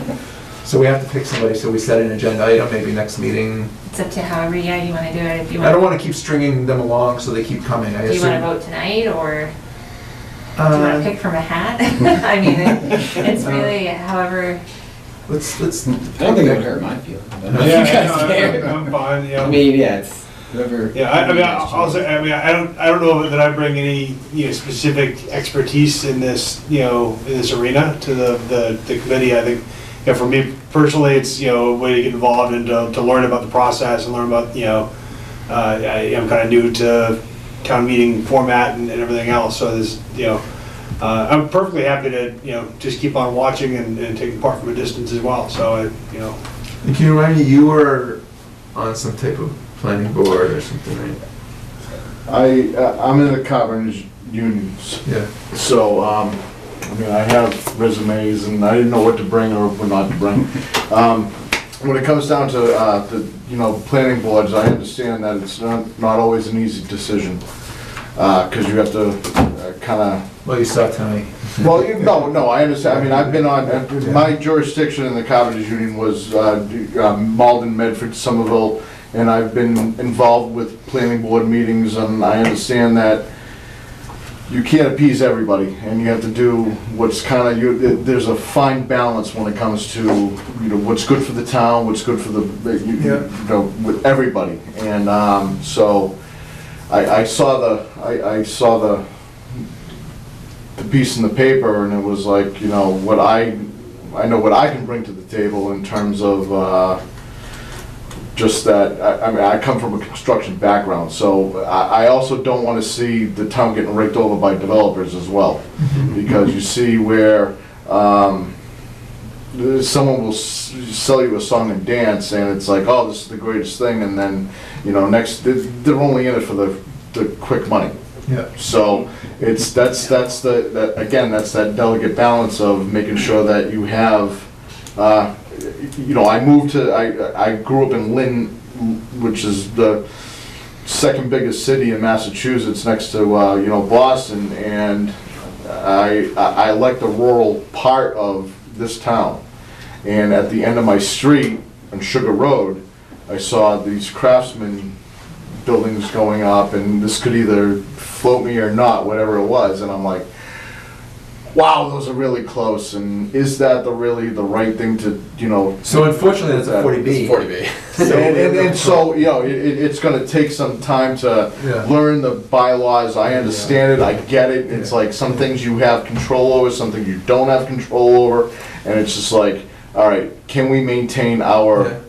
Which, that leads into, we have to take action and get in more affordable if we want to prevent that from happening. Right. And if we want to prevent like the Kane property, which is, in my mind, the golden property from becoming a 40B, because I think those owners are kind of pretty fed up, or, they have bad past experiences. 5 years ago, the development plan they came forward with was voted down, so we don't want to lose them, Yeah. We have to a 40B. Yeah, Can you just remind us about you? Yeah, sure. I think what I'm gonna do is, since it's so late, I just want you to refresh us about yourself, and then let's do an agenda item on the next meeting, so we can let it soak in. Sure. Because I think we're all worried about it. So. No, I understand, yeah. So just remind us about yourself. Yeah, so I came probably, I don't know if it was a couple meetings ago, just to see what it was all about. Sean Sorrell, I live on Sugar Road. Moved here about a year and a half ago. I'm an engineer in the medical device industry, working on knee implants, so it's obviously a little bit different of a field, but I'm very used to rules and regulations within the industry. I have my own laws that I have to follow day to day, so I feel that it's something I can bring to the table in terms of used to those types of restrictions and being able to handle those and being able to work kind of triaging between different scenarios. So Yeah. for me, I would like to be able to see both sides of it. I mean, there's obviously the human element of people in town. We all live in town. We want to see the town flourish and do well. But at the same point, you want to be understanding of whether it's developments or whether it's new income coming into the town, being flexible enough to keep that rural area of the town, the essence of what Bolton appears to be, but at the same time, being open to various options in terms of what the laws allow, but being open and being willing to hear both sides of those. So I think, that's something where, just personally, maybe I could offer some guidance and assistance with. Okay, so I think what we'll do is I'll put an agenda item on the next meeting. I don't think you guys have to come again. We could just decide who will be the associate, and then you guys, does that sound like a plan? Sounds good. I mean, thank you for the interest. I mean, it's awesome. And Bill B, you can run against us. If you really want on, that's another rabbit. No. Every single year, there's, one of us has to run, so.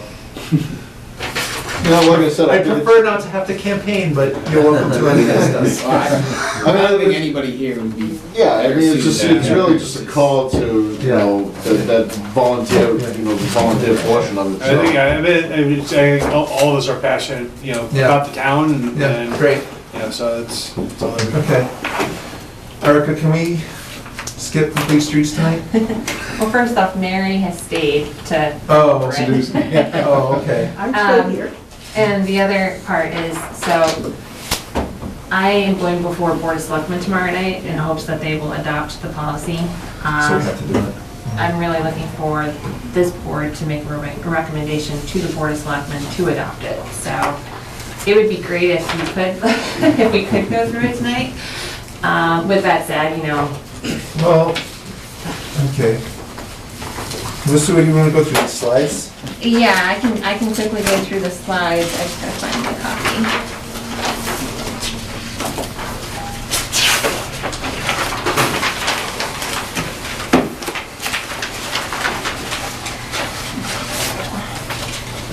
So you're going before selectmen to adopt the overall plan?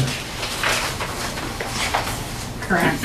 So in your packet, there is this presentation that MAPC gave to the Board of Selectmen in January, and it just gives sort of a general overview of what Complete Streets is.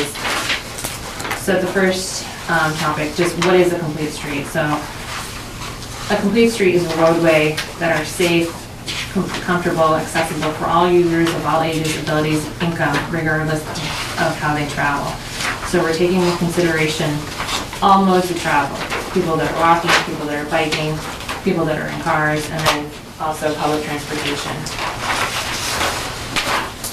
On page 4, we provide just pictures of who the users could be. It could be a senior citizen, it could be a child, or it could be, even someone with a disability, or in a wheelchair.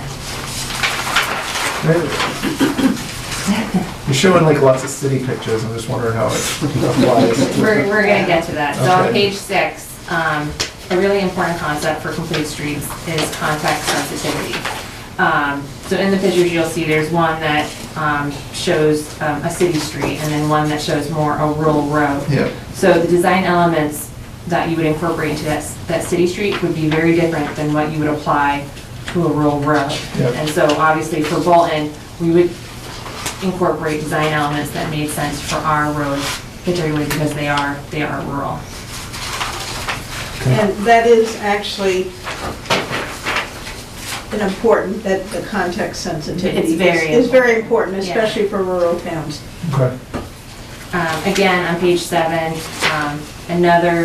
a couple of images to sort of represent that context sensitivity. Design elements that you would incorporate into a retail area are going to be very different than what you incorporate into a residential area. You really want to take into consideration the environment in which you're proposing these projects.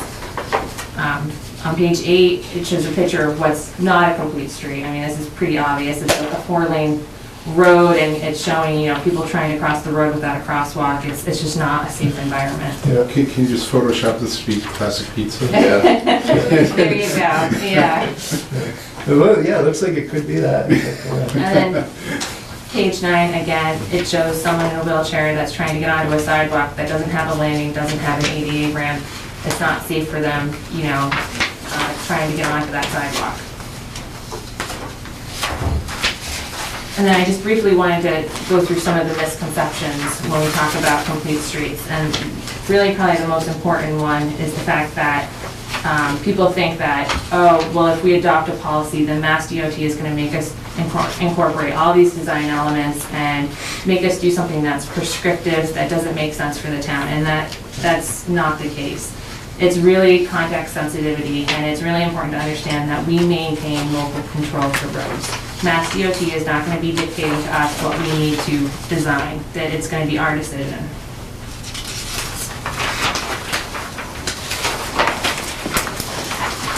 So page 12, another misconception that we're trying to ban cars, and that's not the case. We're just trying to provide transportation options. That's really what it comes down to. And again, it's not just for cities, it's for all types of communities, because you're applying that context sensitivity.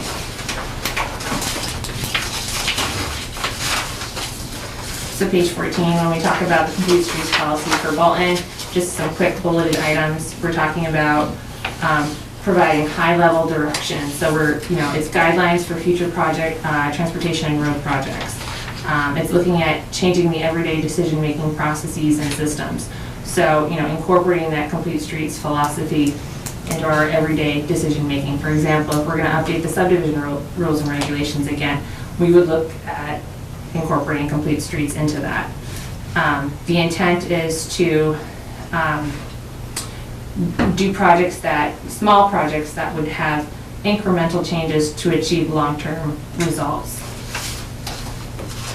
And then page 15 goes through the key elements of the policy. So number 1, vision and intent. Number 2, core commitment. That section focuses on, the various transportation modes, the fact that we're looking at providing transportation for all users, and then the various types of projects. Number 3 talks about the context sensitivity. Again, recognition of Bolton's rural nature and need to maintain its community character. It's about that local control. Number 4, project feasibility. So as part of this policy, the intent is to create a complete streets committee, and then they will be the group that will oversee the policy and then implement that policy moving forward. We envision that committee being made up of various department officials and board members. Number 5, project exclusions. Any exemptions are specified based on, clear metrics. DPW will use professional judgment for routine maintenance projects. So again, that committee will, they will be reviewing these projects, they will be coming up with these projects. If a waiver or an exclusion applies, they will apply it. Best practices, the policy encourages street connectivity, sidewalks, paths, trails. 7, design. It just calls out the various guidelines from local to state, and federal requirements. Implementation just talks about the various steps for implementing the policy. Examples are like taking inventory of your sidewalks and bike lanes, assessment of the roads, training staff, things like that. And then last, we talk about evaluation. The town will develop measures to assess the rates, assess and effectiveness of the policy. And again, it will be the committee that will evaluate how we're implementing that policy, and then any conclusions that they draw will be put into the Bolton annual report for everyone to review. And that's essentially the program. Again, it's just a funding it is a funding program through Mass DOT. It's 3 tiers. We're looking to get the policy passed, which is tier 1. Tier 2 would be creating a prioritization plan, and that's basically just listing the projects, your complete streets projects. And then tier 3 would be applying for the construction funding. So is this 400,000 per year, is that like matched funding, or they'll pay for projects completely, or? Well, it depends on what project you're selecting and what the cost of that project is. I mean, these projects could be something as simple as a crosswalk or line painting, all the way up to like a intersection reconstruction. I mean, it just varies, it depends on what you're proposing, so, you know, and they'll give you up to 400,000, depending on what those projects are. Are we fighting against other people for that money, No. or is that guaranteed money? Yeah, how much money is in the program? Is there- Millions of dollars during the Okay. program, yeah. I'd have to find out if my understanding from, because we've been working with MAPC, is that, you know, you're eligible up to 400,000, so I guess, I don't know exactly how competitive that is. Mary, do you know? They were saying that with the casinos building, that the money, that they felt that there would be plenty of money available. But the 400,000, it's for each project, so a year. So depending on what the prioritization list is, you know, and which projects are chosen. You know, the first project is 400,000 we'll get towards that project. And we'll continue to get 400,000 for each of the projects on the prioritization list, is from what I understand. And that the money will be there. I guess the question is that up to 400,000 matching, or is that, you know, Covering the cost is of that the covering the projects? complete cost? It could go either way. I mean, Okay. as Erica said, if it's an intersection Well, reconstruction, it's that's gonna be yeah. probably over No, 400,000. but if our prioritization list has, you know, if we break it up into $400,000 chunks, you know, can we fund that whole chunk out of the grant without the town having to put up any additional funds? So it's this committee that will be planned, they will Right, choose. they'll have the list, Yeah, but. how you can know, spread it out is what but, you're, yeah, I mean, yeah, I guess, put another way is, you know, to get that $400,000 in money, is the town required to put up an equal amount? no. No, okay, There's okay. no match. So it is. It's not a match. It's not a match, it's a No, pure no, fund. no match. I just don't Okay. know But- if you automatically get 400,000. Yeah, is it a That's the part guarantee, I'm or if all 350 towns in Massachusetts, you know, we're all part of the program and all have $400,000 in projects, Yeah, right. you know, like how, you know, what's the probability, Yes, you know?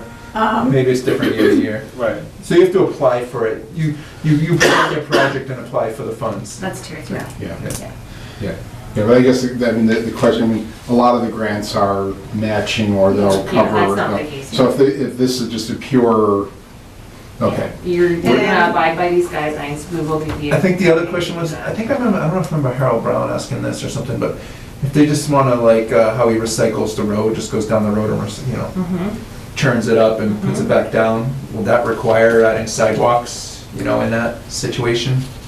If that's not, like, if it's just kind of like a recycling of the road versus completely redoing, does that add, like, this whole added thing that we have to now do? So I think, and I've talked to Joe Lynch about this quite a bit, because we want to make sure that we're not putting ourselves in a, you know, a situation where we're having to spend money to make these upgrades Yeah. when, you know, maybe we're not prepared. We just wanna resurface the road, Right. we don't wanna. So the way we are approaching it is, if Joe has a project and it's truly sort of like a maintenance project or a repair project that he doesn't see the need for certain requirements of the Complete Streets policy, he will go before the committee and ask for a waiver from that requirement, and they essentially will provide that waiver. That's The sort of committee, the being process. that group of in town. Yes. Yeah. That- So they're that's- the arbiters of that Yes. whole thing? Yeah, Not the it's- state? No, it's our decision on what projects we bring forward and how we're gonna Okay. spend that money. So the state's not gonna come down and be like, no, No, you no, need to add no. a sidewalk. They will not do that. No. Like you- Water Street You can get or something. exclusions. No. And we have exclusions too. Yes, it's written right into the policy. Okay, And- So, that's good.